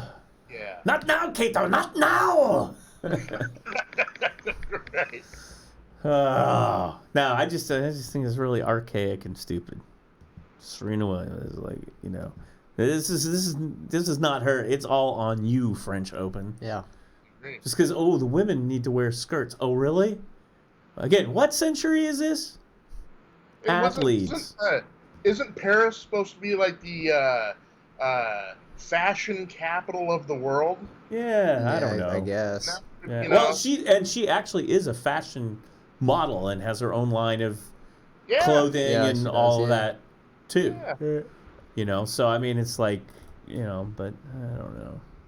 Anyway, so good on her. Just keep giving those old, just archaic French. I mean, there's some weird. I don't follow tennis that closely, but there's weird stuff that goes on in tennis, like with refereeing and the whole, the whole bureaucracy of it. Yeah. Man, when the sport gets all like bureaucratic like that, I'm like, no. not for you. No, you gotta let the athletes play. Let them, I don't know, whatever. But it's tradition. It's tradition. Tradition. Tradition. Yeah, just don't care what anybody else says. Just do your thing. Yeah. I was surprised a little bit by the French because I expected that sort of snootiness maybe at Wimbledon. Yeah. Oh yeah. Yeah. You're right. Yeah. But the French, I thought, well, okay, they got to be a little bit more laid back than that, but they're not. They were totally snooty. Yeah. I somehow picture these guys sitting around a conference table. They're all wearing berets and got the scarves, and they got the cigarette holders, and they're sacre de bleu, mon dieu. Hervé Valichez comes in with a tray of a Dom Perignon. Mr. Scaramanga sent this over. Mr. Scaramanga sent this Dom Perignon over to you. To the French Open. I can't. What is it with me doing the voices today, dude? Right. Like, that was pretty okay. Vote on my Hervé Valichez, knick-knack from The Man with the Golden Gun. It was, although it did have a tinge of it had a tinge of Peter Lorre in there. Oh yeah. Well, he kind of did. Reach!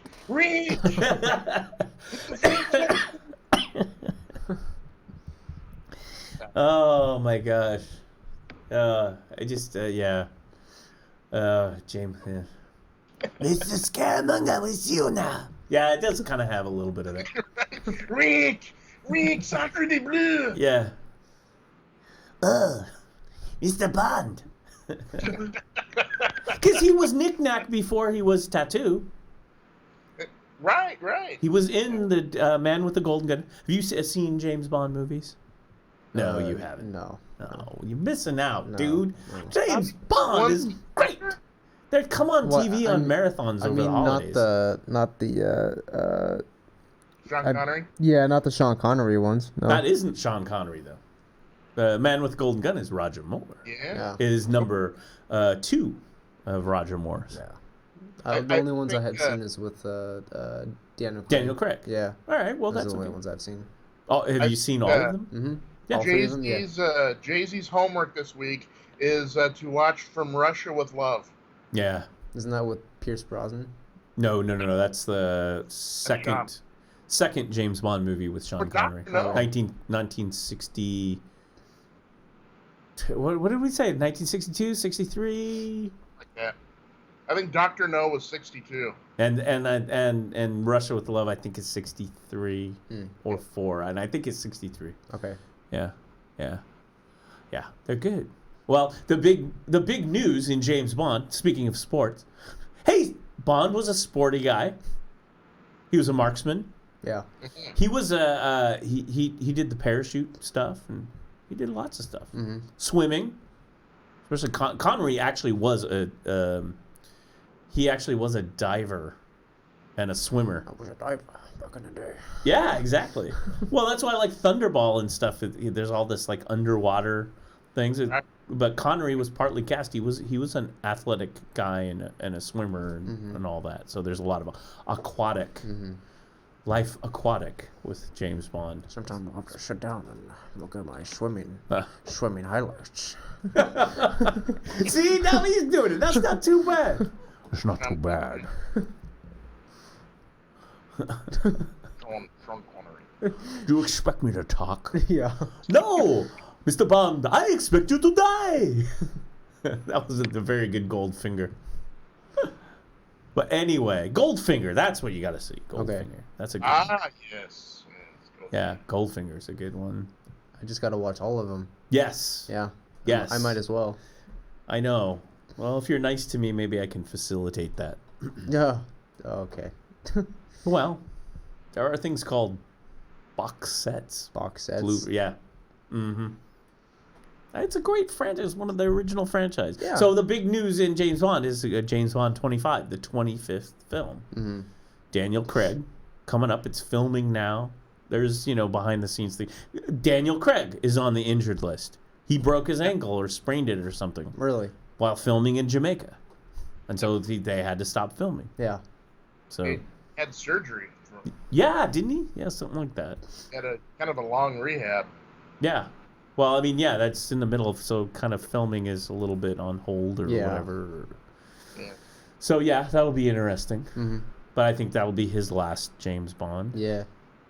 Then they'll Yeah. get a new James Bond. Yeah. Just like they're getting a new Batman. Oh God, yeah. Wait, is it the guy from Twilight? Yes, sir. Is Yeah, that Edward, confirmed? Edward. I can't do it. I can't do it. Yeah, neither can I, dude. I can't. I can't do it. I can't see, Edward playing as Bruce Wayne, dude. Just like I mean, because Bruce Wayne was had like a swimmer's build, but he was buff, right? Yeah, yeah. And I just can't imagine Robert Pattinson. Robert Pattinson, yeah. They're probably gonna bulk him up, but I just can't see it. He's just too much of that, too much hairspray in his hair and too much of a goth guy. Well, I guess that kind of fits the Batman mold, but he's like glitter and stuff. Yeah. Batman doesn't glitter. yeah, I don't know. Well, I remember that they were saying if they were going to cast him, then they needed to cast I don't know anything about the Twilight stuff, okay, guys? It's not in my wheelhouse. yeah. If you notice, I'm a middle-aged man. Twilight's not James Bond on my list. Twilight not on my list, okay? Yeah. I refuse to watch any Twilight movie. Yeah, I'm sure they're fine. But, if it's between Live and Let Die and some Twilight movie, guess what I'm going to be watching? Exactly. Exactly, because we're old and we're curmudgeons. The show is called Curmudgeons. Right. Curmudgeons don't do Twilight, okay? Right. Unless we want to be like the Muppet, the guys up in the balcony in the Muppets, and Waldorf heckle and it. Astoria. Waldorf and Astoria, and heckle it. But they were saying that they should then get as the female, cat or whatever, is the gal, the actress, the girl who's in the Twilight series with him. Yeah. So I don't know. The one who's brilliant acting. All she can do is one face, and this is it, right? All her movies. Oh, this is. What about? Okay, you know what I did? Give me angry. Yeah. Well, Like, give me shocked.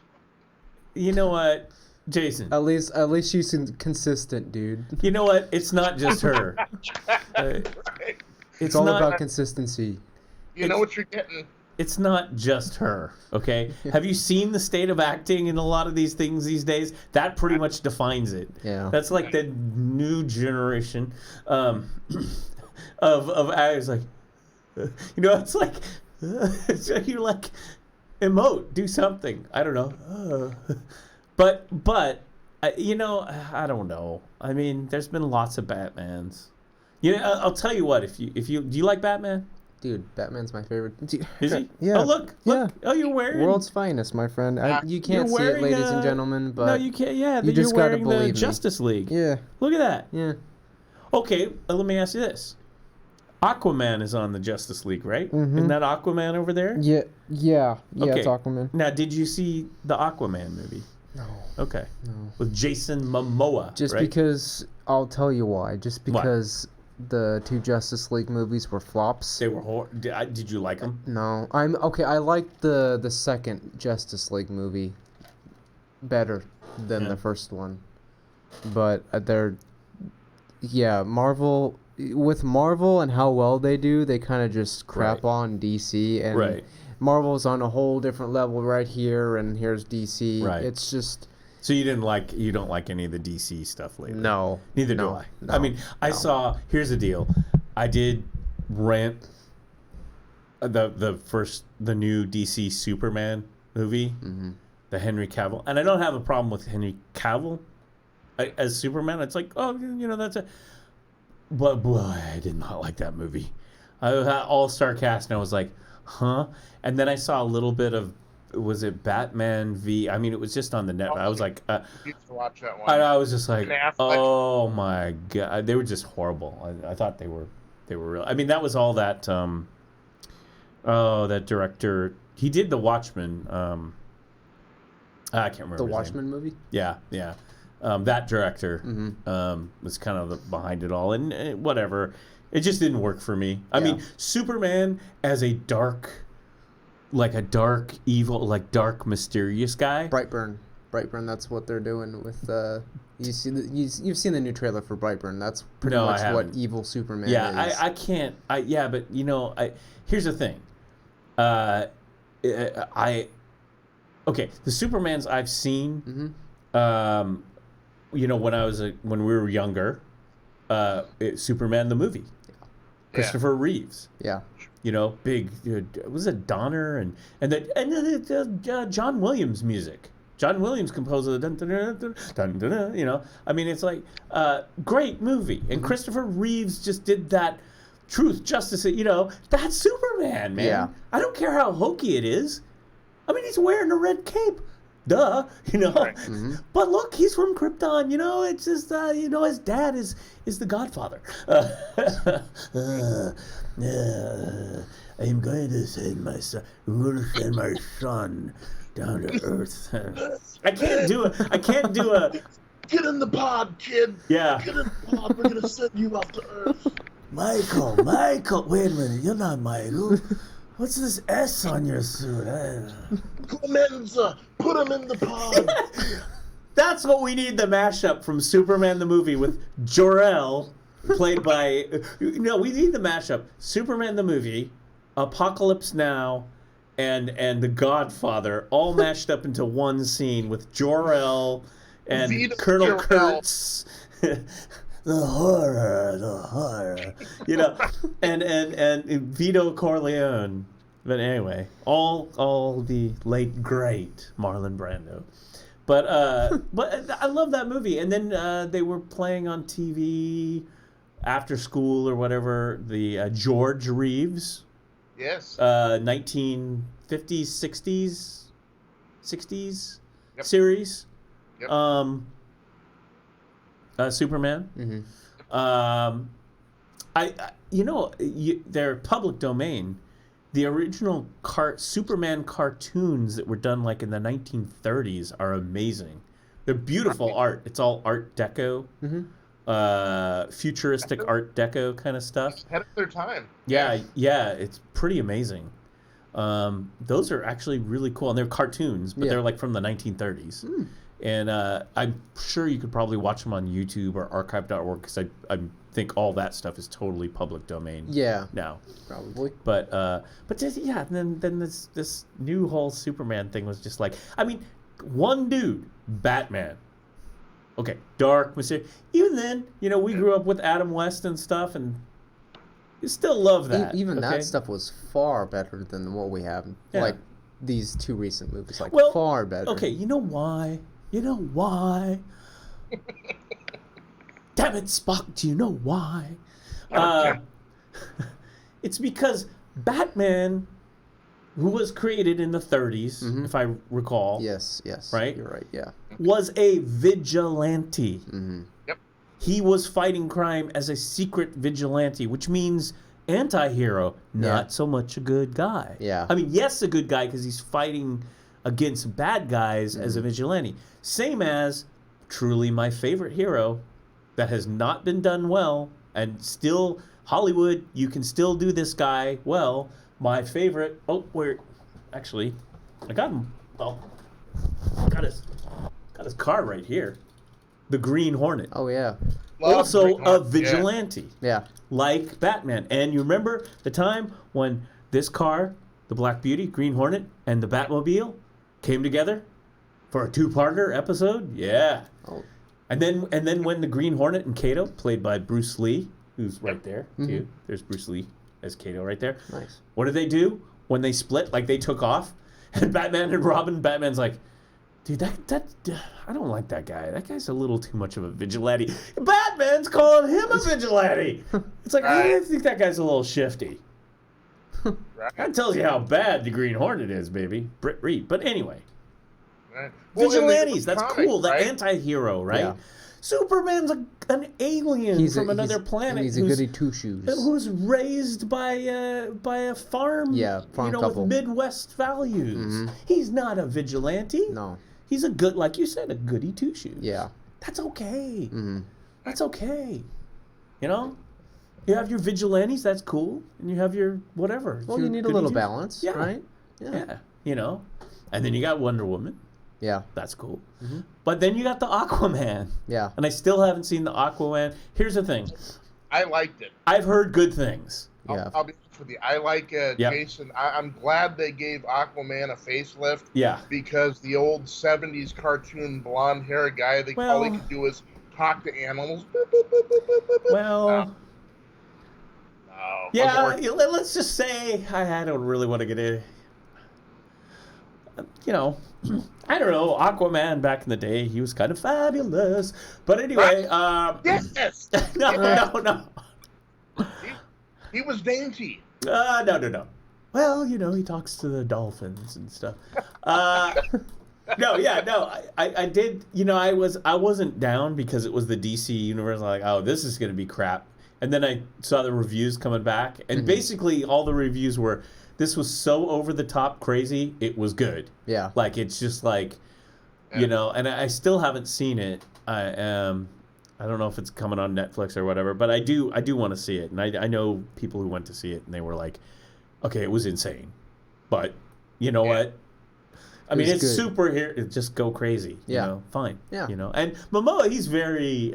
He's built. He's very built. He's very photogenic. Very, you know, like a Schwarzenegger or something like that. Yeah, you know? yeah. Camera, Hollywood, they love him. You know. Mm-hmm. Yeah. Guys love him. Women love him. Everybody love the children love him. Women love him. Men want to be him. Pets love him. Yeah. Yes, exactly. Anyway, so good. That's good. So now they're gonna do another Batman. I did like the Christian Bale Batman. Yeah, those were good. The second one was probably the best. Well, with the Joker. He got an Academy Award for that. Yeah. Yeah. I mean, poor Heath Ledger. I mean, that was just like, that movie was just, whoa, okay, this is a hell of a take on comic book characters. Yeah. I mean, Heath Ledger, he deserved that. Yeah. They're making a new Joker movie. I just wanted to tell you that. Yeah. With Joaquin Phoenix, yeah. Oh, yeah. I actually saw the teaser trailer. Yeah. Comes out October 4th. Yeah. So I watch a lot of YouTube people, and I watch a lot of the fandom YouTube people who critique. And I think so I generally can talk about what the people are saying. I not even necessarily watching but generally the people are on the fence with the Joaquin Phoenix. Like some people are like, this could be really good, or not. We just don't know. Yeah, it's definitely not the original story where the Joker falls into a vat of acid. Right, you know? Right. It's more of just he simply goes crazy. Well, I have to say that's what I do like about the Christian Bale Batmans is definitely the Heath Ledger Joker is just kind of it's cool. What made that character really cool is he, you know, it's like, okay, this guy is a psycho. Yeah. And then he kept telling his origin story. But different every time. Like a crazy person would. Yep. And so it was always like, wow. My father was a drinker. Yeah. One night. Why so serious? Yeah, why so serious? Yeah. Why so serious? It's pretty good. See, look, he's look at it. Look. He's doing the voices now too. Dude, you're rubbing off on me, dude. That was pretty good. Yeah, thank you. I like that one. Thank you. Do Why So Serious again. Why so serious? Yeah. Maybe it was just a one-time thing. I don't know. No, that was good. Yeah. He's going to go to a Joker voice now. Yeah. I'm Batman. Yeah.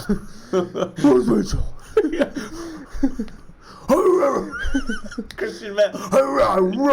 Yeah. Very in your face. Yeah. I'm Batman. Batman. Yeah. Hey, Morgan Freeman's in it, right? It's Yeah. like, Yeah. oh, I can't do that by Morgan Freeman right now. It's always that narrative voice from the documentary. Yes, Mr. Wayne. Yeah. It does come in black. Like, you gotta check this out. He's over here like doing the impressions now. Yeah. Look what happened. Dude, I love Batman too much. Yeah. I love Batman too much. Was that your Batman's favorite my though? favorite. Absolute favorite. Here? Number one favorite. Yeah. Yeah. But is it the Christian Bale ones? Are your favorite? Yeah, probably that and Michael Keaton. Yeah, you like those two. Yeah. Val Kilmer did an okay job. Yeah. He did okay. He did, But yeah. other ones are George Clooney. No. Yeah. George Clooney. You did know, horrible. okay. I just gotta say this. They were all on Netflix. Mm-hmm. Recently, they give and they take. They give and they take, and they take away. Netflix. Netflix. Netflix. So I was watching with my friend who had not seen all those Batman, and I was like, okay, this is interesting. Yeah. And so we were watching them, kind of in series, and the Joel Schumacher, was it Batman and Robin? Yeah, something like that. With yeah. him and Chris O'Donnell. Chris O'Donnell. Yeah. And young Alicia Silverstone. Yeah, and then Arnold Schwarzenegger thank you. as Thank Mr. Freeze. yeah. Mr. Freeze. And Kill Bill. Poison Ivy, yeah. Poison Ivy. Yeah, she played Which Poison was Uma Thurman. Yeah. And okay. So I know that's the bad Batman and everyone hates it. And there are nipples on the Batsuit. Oh yeah. And I remember. there are certain scenes that are fabulous. And I'm going to tell you right now, I've read, the director himself did he write a book or wrote an article years later? He is openly gay. And he admitted that he made that Batman movie a little too gay. Yeah. He literally did. He said, yeah, maybe we pushed it a little bit too much, right? Yeah. Okay, I mean, it's there. You can look it up. It is Joel Schumacher. Well, at least But that movie is freaking fun to watch. Even then, I thought it was better than that Superman movie and the stuff we were talking about. And then there's Bane. It was entertaining bomb. though. But I thought that one was entertaining, and Schwarzenegger as Mr. Freeze. Yeah. And Uma Thurman, and it's goofy. You know what it reminded me of? When we watched it, when you grow up watching Batman and Robin, Adam West, the TV show, when you watch that movie in the context of that, it's more like a movie that's almost like taken more, it's less the serious Michael Keaton dark one, and more of a goofy, like the TV show. Yeah. And like if you think about it in That's that true. regard, Yeah. you're like, oh well, this is I like. Yeah, I mean, Batman and it's campy entertainment, you know, with all the star Burgess Meredith and all of them, Cesar Romero and all that, Frank Gorshin, and so if you like that old Batman and Robin silly TV show, which is silly, but it's supposed to be fun, when you watch that movie with George Clooney and all that, it's actually a different context. And I know I'm making a case that no one will agree with, but I actually was kind of like, and my friend was like, well, I don't know, that was kind of entertaining. It was like, yeah, it was, wasn't it? It kind of in the mode of like when you watch, like there is a Batman and Robin movie that they made from the TV series. Yeah, 1966. Yeah. Holy shark repellent, Batman. I had that movie on VHS, Oh, did you? Yeah. but then it just stopped working. Yeah. It's a classic with the shark repellent. Yes. Oh, With the bat shark repellent. Like who knew Batman had shark repellent in his butt? But he's got everything in the utility Well, I mean, belt. now I see it differently, because you brought that up. Yeah.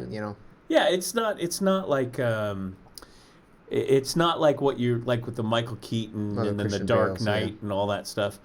It's more in line, and it's I don't know. I mean, I get that it killed the franchise and everything, but it is hilarious. So I gotta say.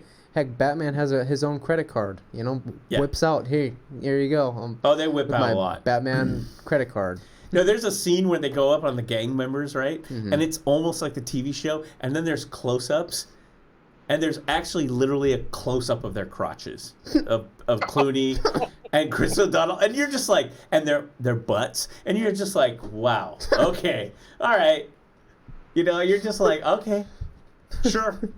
I mean, it's hilarious. Add that in there. And you laugh in your head. I was like, oh my God, that's okay. You know. Yeah. What are you gonna do, right? I mean, it's not the best, but it's kind of like when we were talking about the Planet of the Apes. When you get to like the 6th movie or whatever, you're just all in. You're just like, I don't care. It's a bunch of people in ape suits. They're gonna do ape things. Yeah. And Paul Williams, and we're just gonna have fun. Yeah, just go crazy. Yeah. I mean, it's a superhero movie. Yeah. Yeah, exactly. I mean, that's my problem. It's like every movie's a superhero movie now. Mm-hmm. It's like, you know, back in the 90s, they actually had movies that, I know this is going to surprise you, where the main characters weren't superheroes. No. They were real people. Yeah. Yeah. Yeah. What movie are you excited about seeing? I want to. Okay, I know you're gonna hate me because you just said this. I want to go see the new Spider-Man movie, the Far From Home. Oh yeah. With Tom Holland. I think he's probably the best Spider-Man. You know what?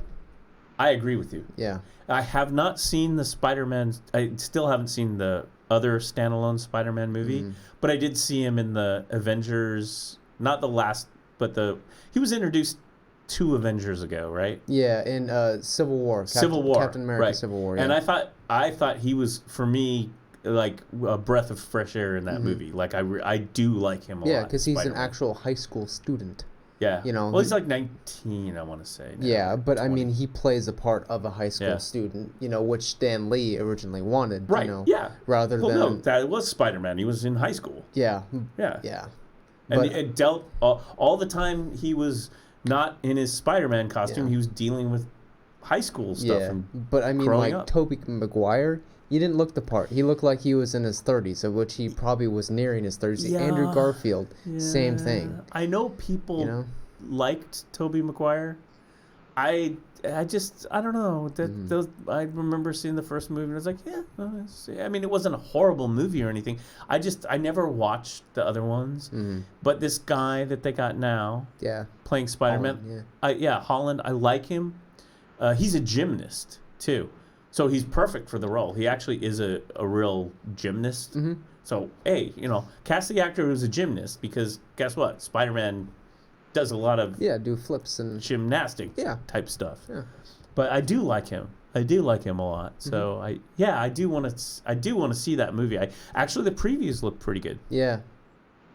I did see the trailer, and it was like, that's cool. See, I haven't seen Endgame yet. Yeah. Have you? Yeah, it's great. Did you like it? It's great. Dude. Yeah. It's great. Yeah. And did you see Infinity War? I did. Okay, good. I watched that on Netflix. Okay, good. I kind of have a love-hate relationship with these. And not that they're bad movies, but some of them, like, I've fallen asleep during some of those movies. Yeah, which ones? You don't want to know. Which ones, dude? Which ones? It was the Black Panther. Oh, the Black Panther movie? I haven't seen that, so I don't know. I like Black Panther. I know. I just gotta watch it. It's still on Netflix too, and I'm like, okay, I gotta watch this movie. It just was like there were so many things going on. There's so much CGI, Yeah. That's what kind of, I start to get bored. I really do. Like the more CGI like, I know that these movies, the Hollywood, pack more CGI and people are gonna love it. And I start to be like, I don't know what's going on. You know what I mean? So it wasn't like Angela Bassett's in it. I mean, it's nothing about the cast. The guy who plays the Black Panther, he's good. No, he's very good. Boseman, he's real good. Chadwick Boseman. Yeah, Chadwick. I think he's good. He's good.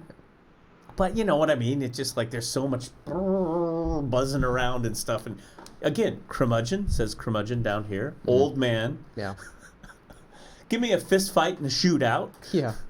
and I'm happy. Mm-hmm. You know, that's what I liked about. By the way, you said you've seen the Daniel Craig James Bond movies. Yeah. That is what I liked about Casino Royale. Mm-hmm. The opening Casino Royale.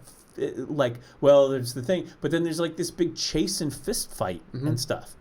Yeah, get it back to basics. Yeah. 2 guys going at it, Yeah. you know? And Skyfall did that pretty well, too. Yeah, like we don't need all this buzzing around and stuff. I mean, I'm talking James Bond. James Bond invented all the weird gadgets and stuff, too, but still, you know, it's like, it's always like, it's like, well, here's a candy bar. Well, let's put more sugar in it. Well, let's put more sugar in it. You know, it's like push. And it's like, oh, okay. Slow it down. You know, every Star Wars movie that they made after the original Star Wars movies had more spaceships in it. Yeah. Like, and then you get to the prequels, which are before the other Star Wars movies, and like every movie, it's like, oh, we got a space battle. Can I get my spaceship through here? I'm trying to fight a battle, and there's just spaceships everywhere. You know, it's like. It was just like so much CGI spaceships. I was like, what the hell is going on?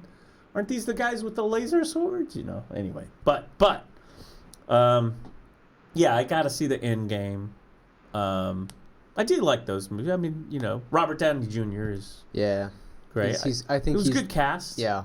I had heard good things about the Guardians of the Galaxy, and then I don't go to the theater with this so much. I'll just watch it on Netflix. Again, curmudgeon. But I had heard good things about the Guardians of the Galaxy, and then I watched that, and I thought that was a really good, fun movie. Yeah. You know? So, I mean, it's fine. But the whole thing is like, you know, at some point it's like, what other movies are you going to go watch? Mm-hmm. Like movies that, dare I say, don't have CGI in them, or have CGI and you don't know. Yeah. Like I, Tonya. Oh, yeah. I, Tonya has a bunch of CGI in it. You wouldn't know because it's not it's an actual special effect as part of the production. So when she's doing the Olympics and all that stuff, the crowd and everything is actually CGI'd. Oh, okay. And in fact, I think they were up for an Academy Award because it was so... Oh, and also because Margot Robbie is not a championship skater. They have a championship skater, and then they do the whole CGI your face on the different other person. Yeah, which they can. Actually, the first time they ever did that in a movie was Jurassic Park. Oh, okay.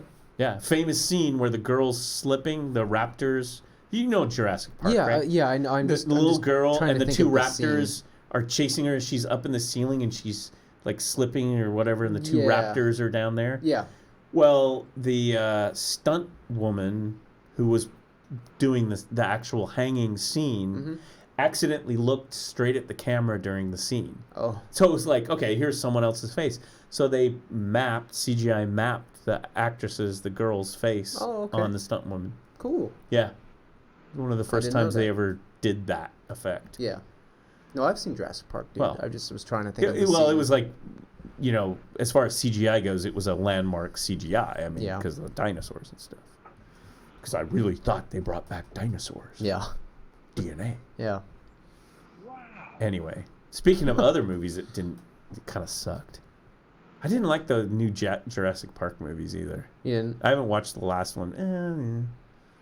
I think I've only seen the first one, the first new one. Well, they've Did you like it? I mean, I thought it was pretty good. I thought all the cool new dinosaurs were cool. Yeah. You know, the big one, in the water. I think that was pretty cool. I just thought it was kind of dumb. But I thought... I'm the dinosaur whisperer. It's like, no, come on, dude. It's a dinosaur. Yeah. He's going to freaking eat you, dude. There's no... Yeah. That was Chris Pratt. Yeah, Pratt. He played in Guardians of the Galaxy. I liked him. I like Guardians of the Galaxy. Yeah. And I like Chris Pratt. But it was just like, this isn't... And the girl, the woman... She played the dumb woman or whatever. She's the redhead. They made her so like bitchy, dude. Yeah, and it just was like why do you have to do that? Right. And you're like, I don't like these people really. Yeah. You know? I don't like anyway. So there's your movie criticism, but so you're excited about the new Spider-Man. Yeah. Did you see Into the Spider-Verse? Oh, the animated one? Animated? No, I haven't. Okay. No. Okay. Did you? No. No. I'm just asking. I don't know. All right. So is that it? That's a exciting. Probably Brightburn. Brightburn. Yeah. Okay. And that's a movie? Yeah, Evil Superman. Really? I haven't even heard of it. Mm-hmm. Brightburn? Yeah, it's pretty much Brightburn. Yeah. Brightburn. Yeah. And that's a movie. It's a movie. Yeah. B-R-I. Oh, Brightburn right here. Brightburn. Yep. Mm-hmm. See, I haven't even heard of it. Brightburn. Writers Mark and Brian Quinn. Oh, it's a review? Is it out? I think. Okay, there's the picture of the kid with red eyes. Mm-hmm. Huh.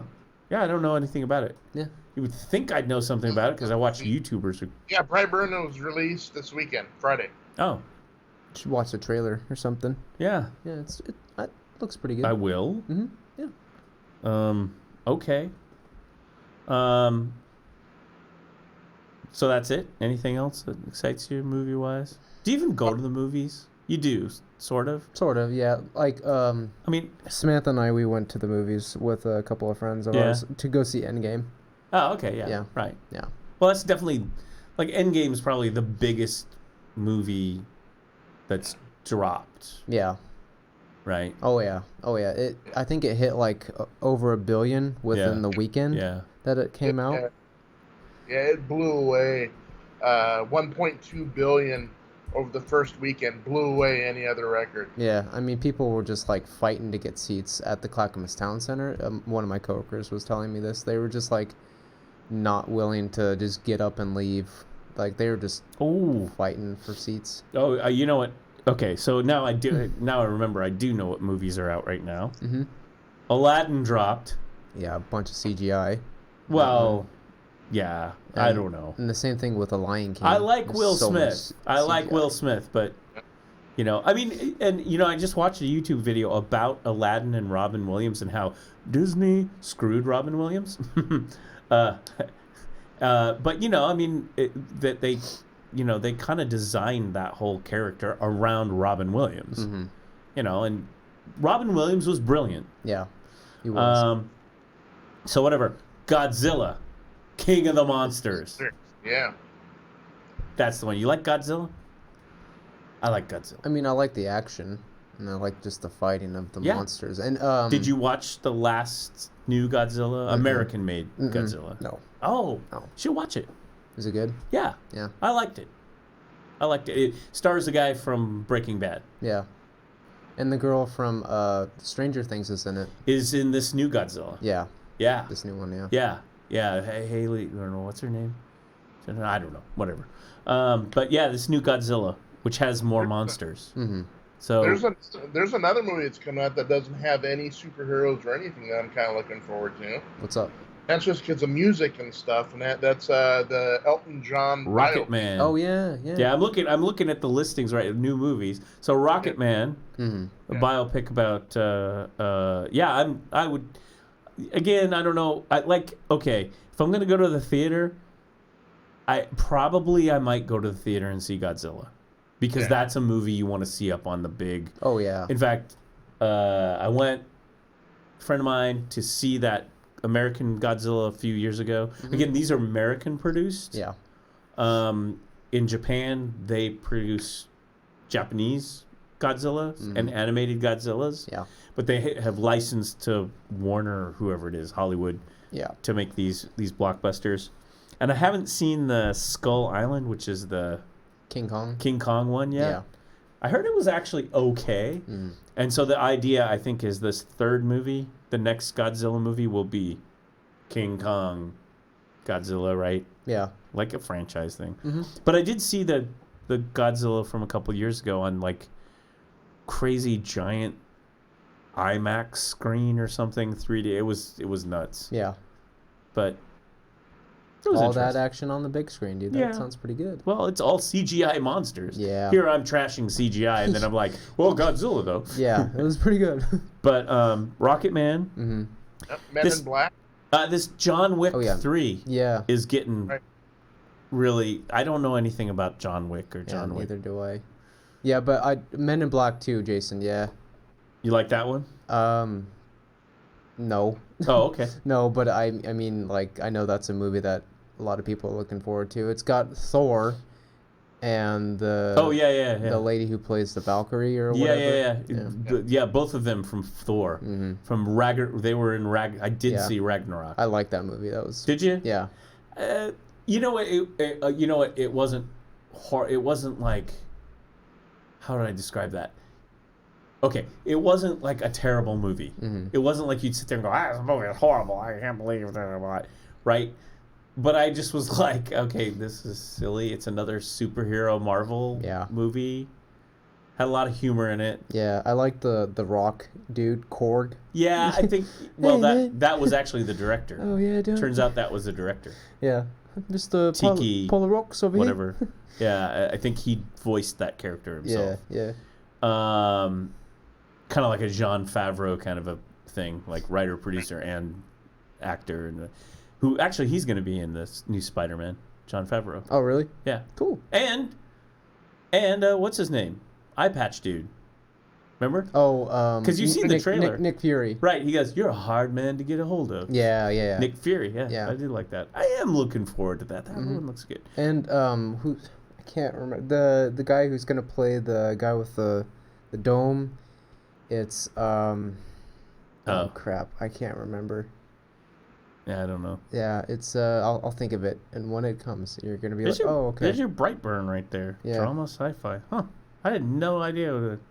But anyway, this John Wick movie is like a big thing. Yeah, I don't know anything about it. My coworker was talking about it. He says he just loves all the John Wick. Keanu Reeves. Keanu Reeves, yeah.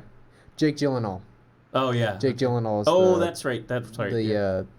What about Shazam? Did you see that one? No.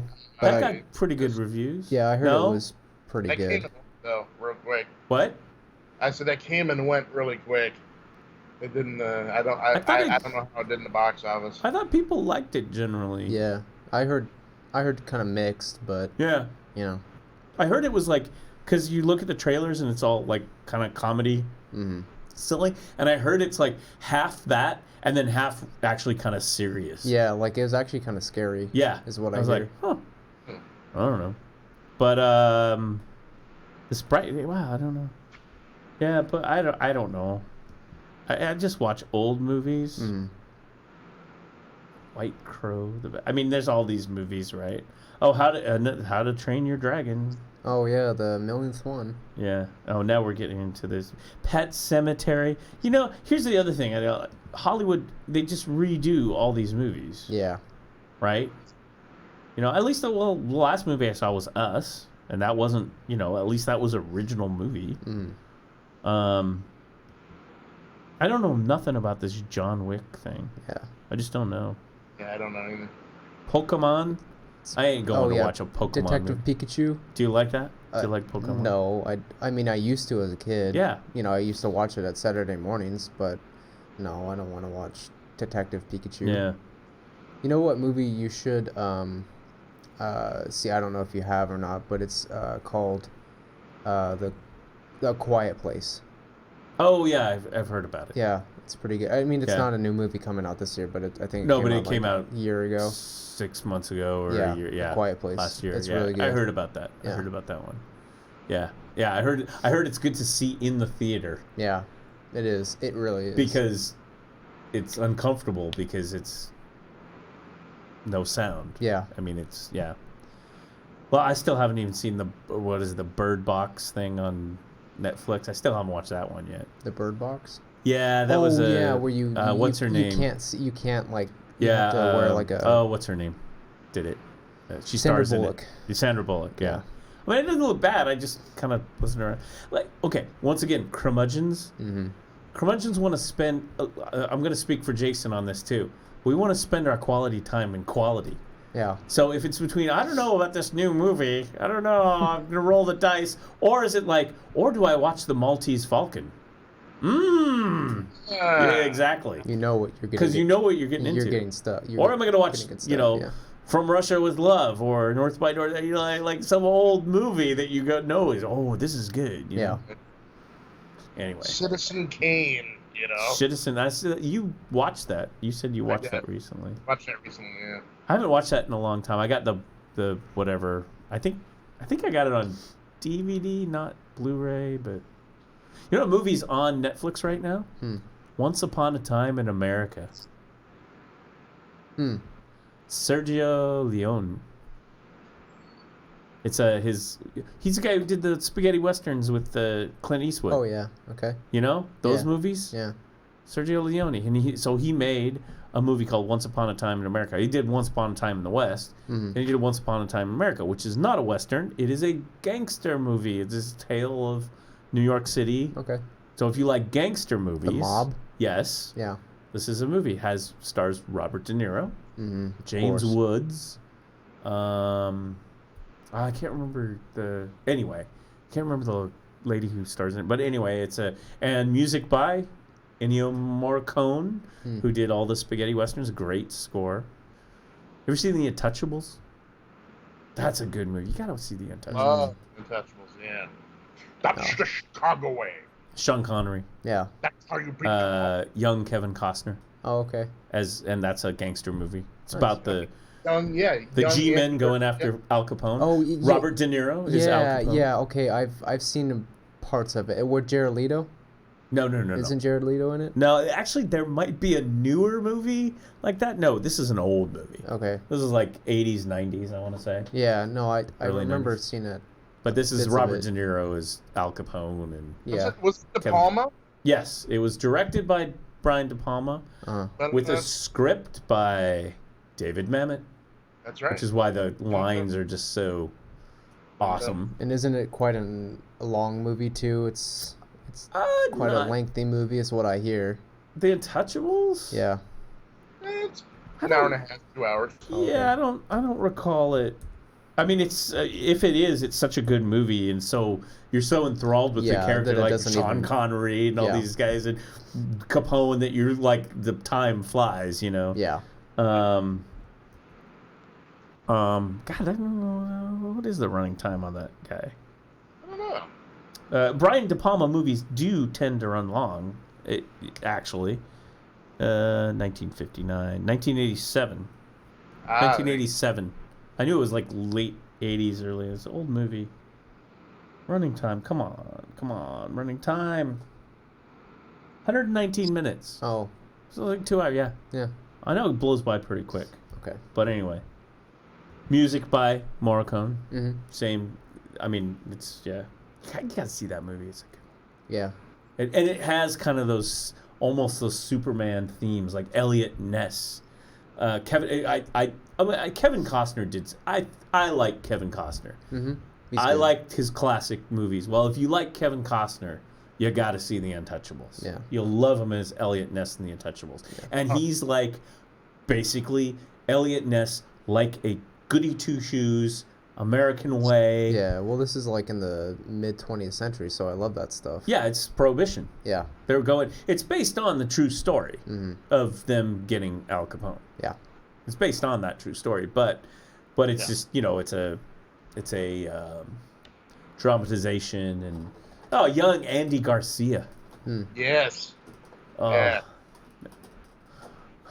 It's great. I mean, that movie's like one of those movies like Godfather. It's so quotable. Like the lines are so good. You can quote like Sean Connery's lines, like Kevin Costner's lines. You could. It has the Robert De Niro. If you don't remember the quote of I want him dead. I want his family dead. I want his friends dead. Right. I want his house burned to the ground. It's all Robert De Niro as Al Capone. Yeah. And then there's the famous scene. He starts out, well, enthusiasms. What do I like? And he gets out a baseball bat. Baseball. Yeah, Well, guess you can imagine what happens in that scene. Yeah. It's good. It's the mob way, dude. Yeah, that's the Chicago way. Yeah. Sean Connery. One of the great quotes of Sean Connery is, if what is it? If he brings a knife, you bring a gun. You shun one of his To the hospital. Sent one of you to the hospital. You should have went his to the morgue. To the morgue. That's the Chicago way.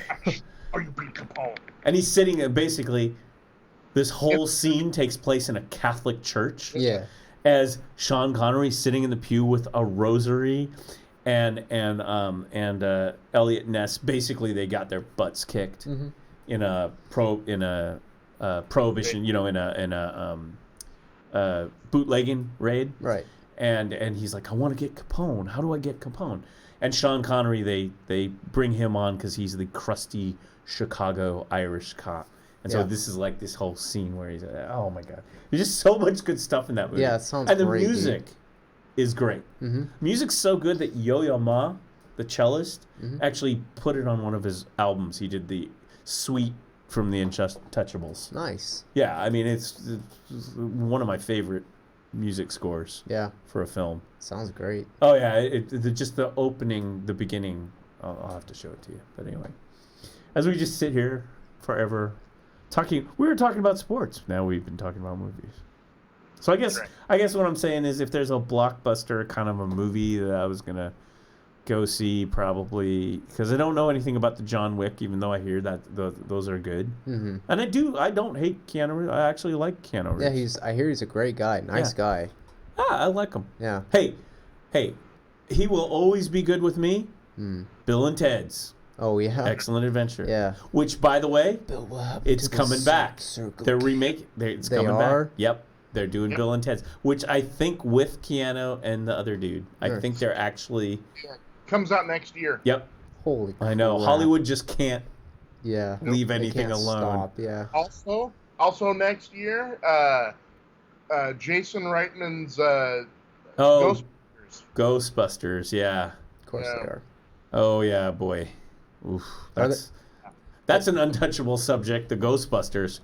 Yeah, They better bring Death back in the new yeah, Bill and Ted.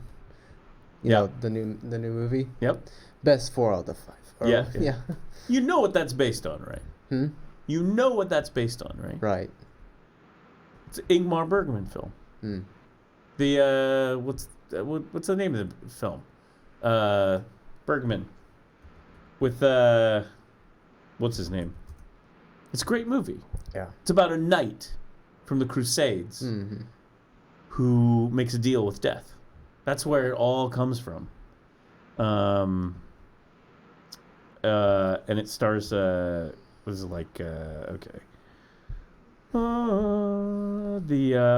Swedish director, The Seventh Seal, 1957. Okay. It's one of the great classic movies, The Seventh Seal. Seventh Seal, classic.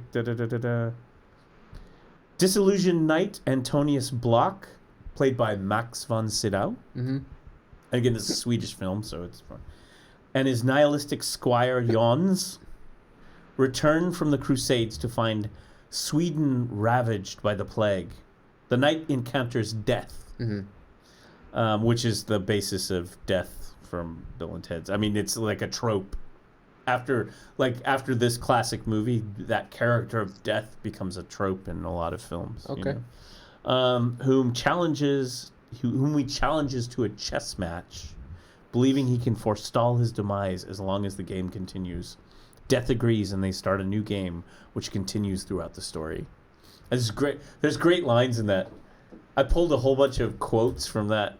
Just like, so Swedish cinema is known for its kind of dour, depressing story, like they say, nihilistic. Yeah. Just kind of like, wow, must be dark and dreary up there in Sweden. I mean, it's really like, it's pretty funny. Yeah. His lines are like, pretty depressing. Yeah, sounds like it. Yeah, it's pretty funny. Anyway. So yeah, we should go unless we got anything else. Yeah. Oh, here it is, Bill. Oh man, the teaser trailer. Okay, I will put this up on the screen here. Here it is, right here. Jason just sent this to me. Let's just put this right up on the on the old screen here. Wrong one. There they are. There's Keanu and who's the other guy's name? I can't remember.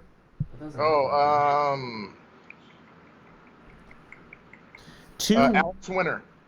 Alex Winter. Okay. Yeah, Alex Winter. It's right here. This is from IMDb. 2 would-be rockers from San Dimas, California were once told they'd save the universe during a time-traveling adventure, but find themselves as middle-aged dads still trying to crank out a hit song and fulfill their destiny.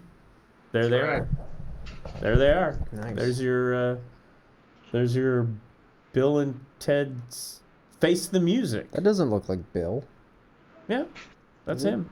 That's both of them. Huh. Bill and Face the Music 2020. Bill and Ted's Face the Music. Huh. The sad thing is, everyone points out, is what are they going to do with Rufus, right? Oh, yeah. Yeah. The late George Carlin. Late, great George Carlin. Yeah. Who, I mean, I think arguably fans of Bill and Ted, Carlin somewhat stole the show on that movie. Yeah. Mm-hmm. I mean, Rufus, George Carlin. Man. Anyway. I do like that movie. Was that the movie where they go... Wait, is that the movie they get Napoleon? Yeah, that's the first one with Rufus, yeah. Yeah, and they go bowling with Napoleon. Yeah, and he cheats. Yeah. He cheats. Yeah, and they stuff him with ice cream. And Beethoven, they go to the music store with Beethoven. Yep. Yeah, and he plays the synthesizers with the rock band. Yeah. And they get, I love that scene. And they get Genghis Kong, and he's just playing around in in the sporting goods section. Yeah, they're in the mall. It's like the golf clubs and the Or it's not they can't say his name right, so they call him Socrates. Oh yeah, Socrates. Yeah. Socrates. No, Socrates. Beethoven is what they call Beethoven. Yeah. Oh yeah. Yeah. What is the thing? Is something.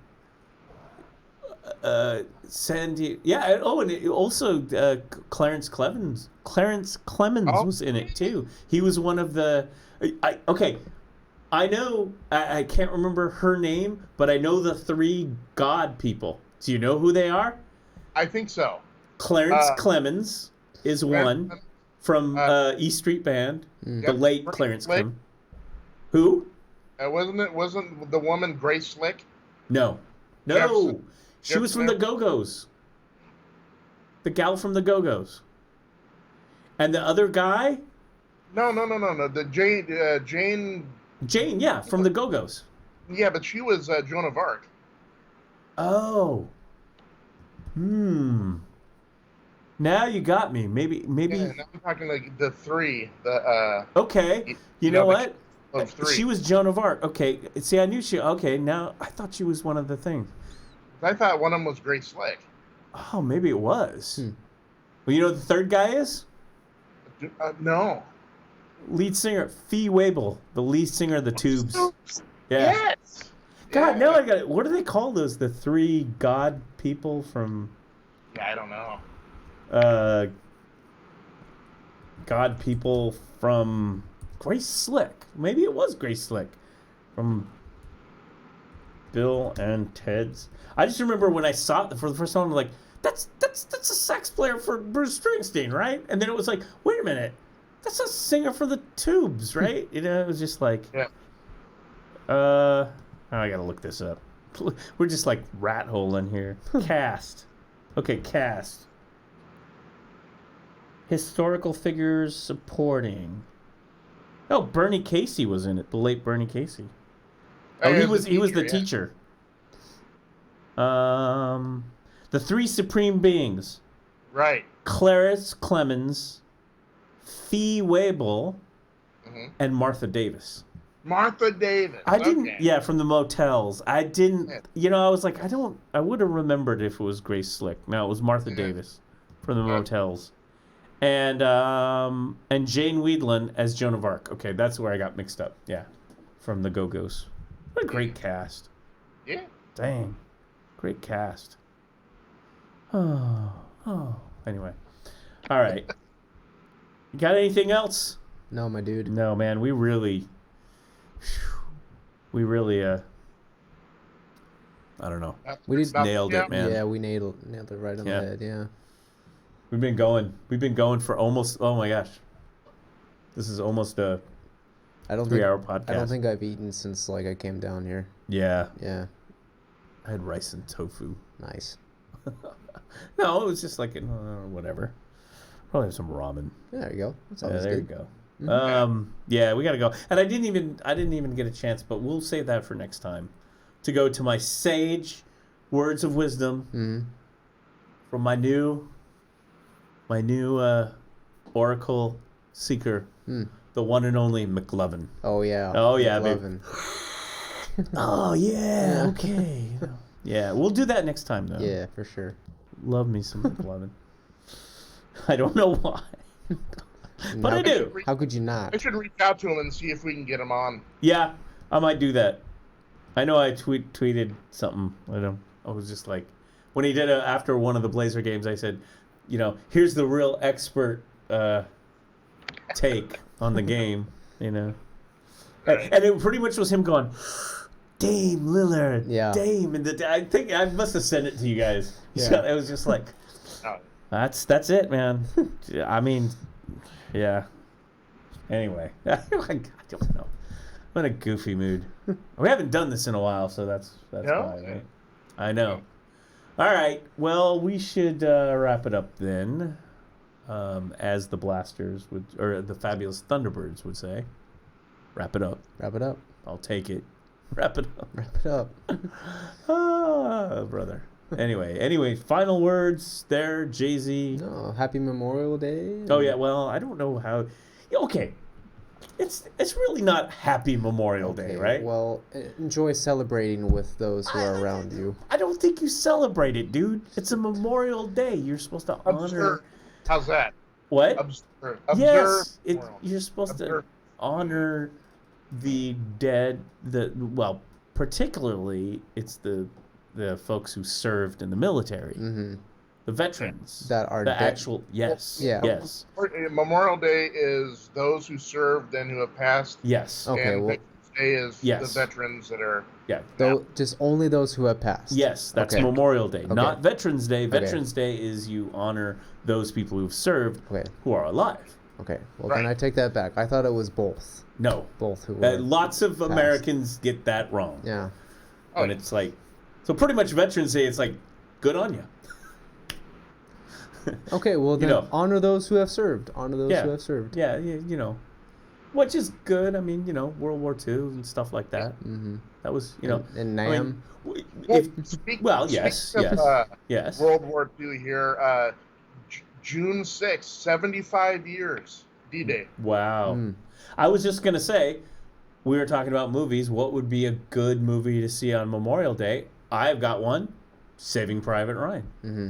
That's what I'm watching tonight. would be a good thematic Yeah. movie. Mm-hmm. You seen that one? Oh yeah, Tom Hanks. Yeah. Yeah. Vin Diesel for a little bit. Yeah. Yeah. Yeah, that is a hard movie to watch too. The opening scenes were like, Yeah. I remember before I saw it, I had a coworker, and he goes, "Yeah, he saw it the weekend." He's like, "Oh yeah, I am gonna go see that movie." And he's like, "The opening scene is it's crazy. It's Yeah. pretty harrowing. Yeah, it's it's brutal. like, yeah, it's supposed to be as close. Spielberg is like trying to get you into. Here's what this would be like if you were, and it's like, as in scary, as it's like, I don't know. I mean, all the veterans that I've known, who of course lived, would tell the tale.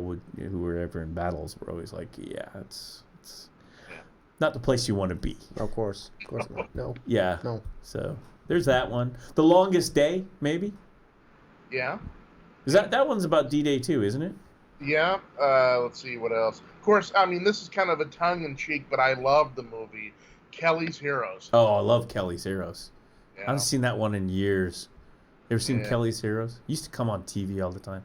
Clint Eastwood. Mhm. It's all star. Telly Savalas. Don Rickles. Don Rickles. Donald Sutherland. Donald Sutherland is the tank commander. Yeah, oddball. It's like a late '60s movie, Really? 1969. '69, Okay. and it's a kind of anti-hero kind of movie. Mhm. It's basically about kind of a ragtag group, World War II, and they basically find out that the Nazis have like gold somewhere. Yeah. And it's more like they're gonna go steal it. Yeah. And favorite part of the movie is when the general, Carol O'Connor, Archie Bunker. Yeah. and sitting there and they're listening to it over the radio and they're talking back and forth. And the guy's like, "Listen, Kelly, we're pinned down. We can't do it. We gotta, we gotta stay here." And Kelly's like, "I'm not gonna wait 5 more minutes to go." And Connor's like, "Go, go, go!" Yeah. And this guy goes, "Kelly, this is the Gravediggers unit." And he goes, "They even got the goddamn Gravediggers in on this." Yeah. I love that part. Yeah. It's they're basically up to no good. They're kind of ne'er-do-wells. Yeah.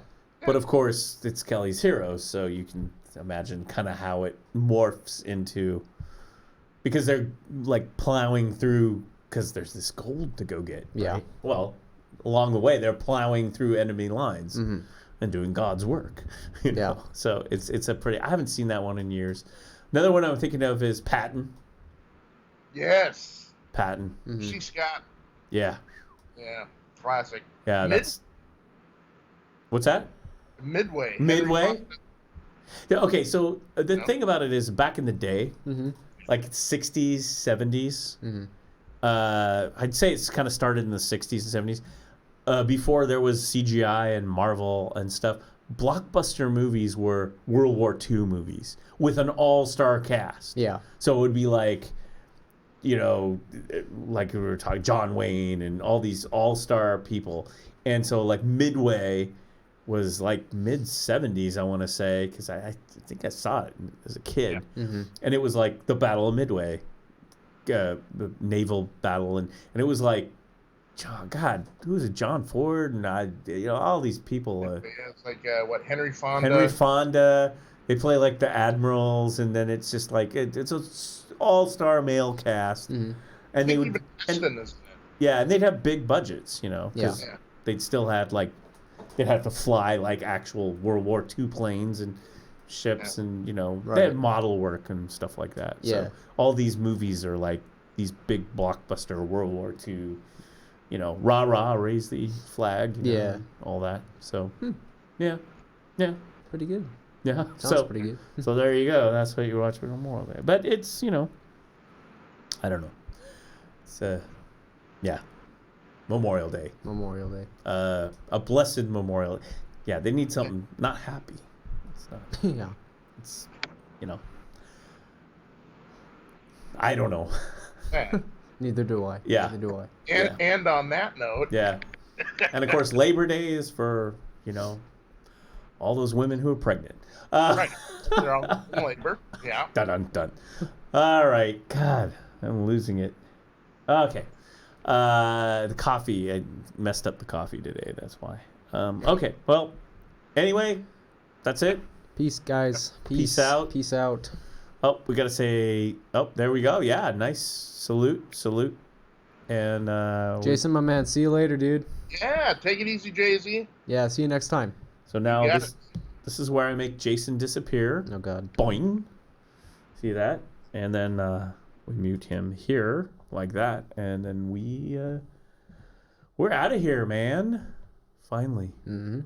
See you later.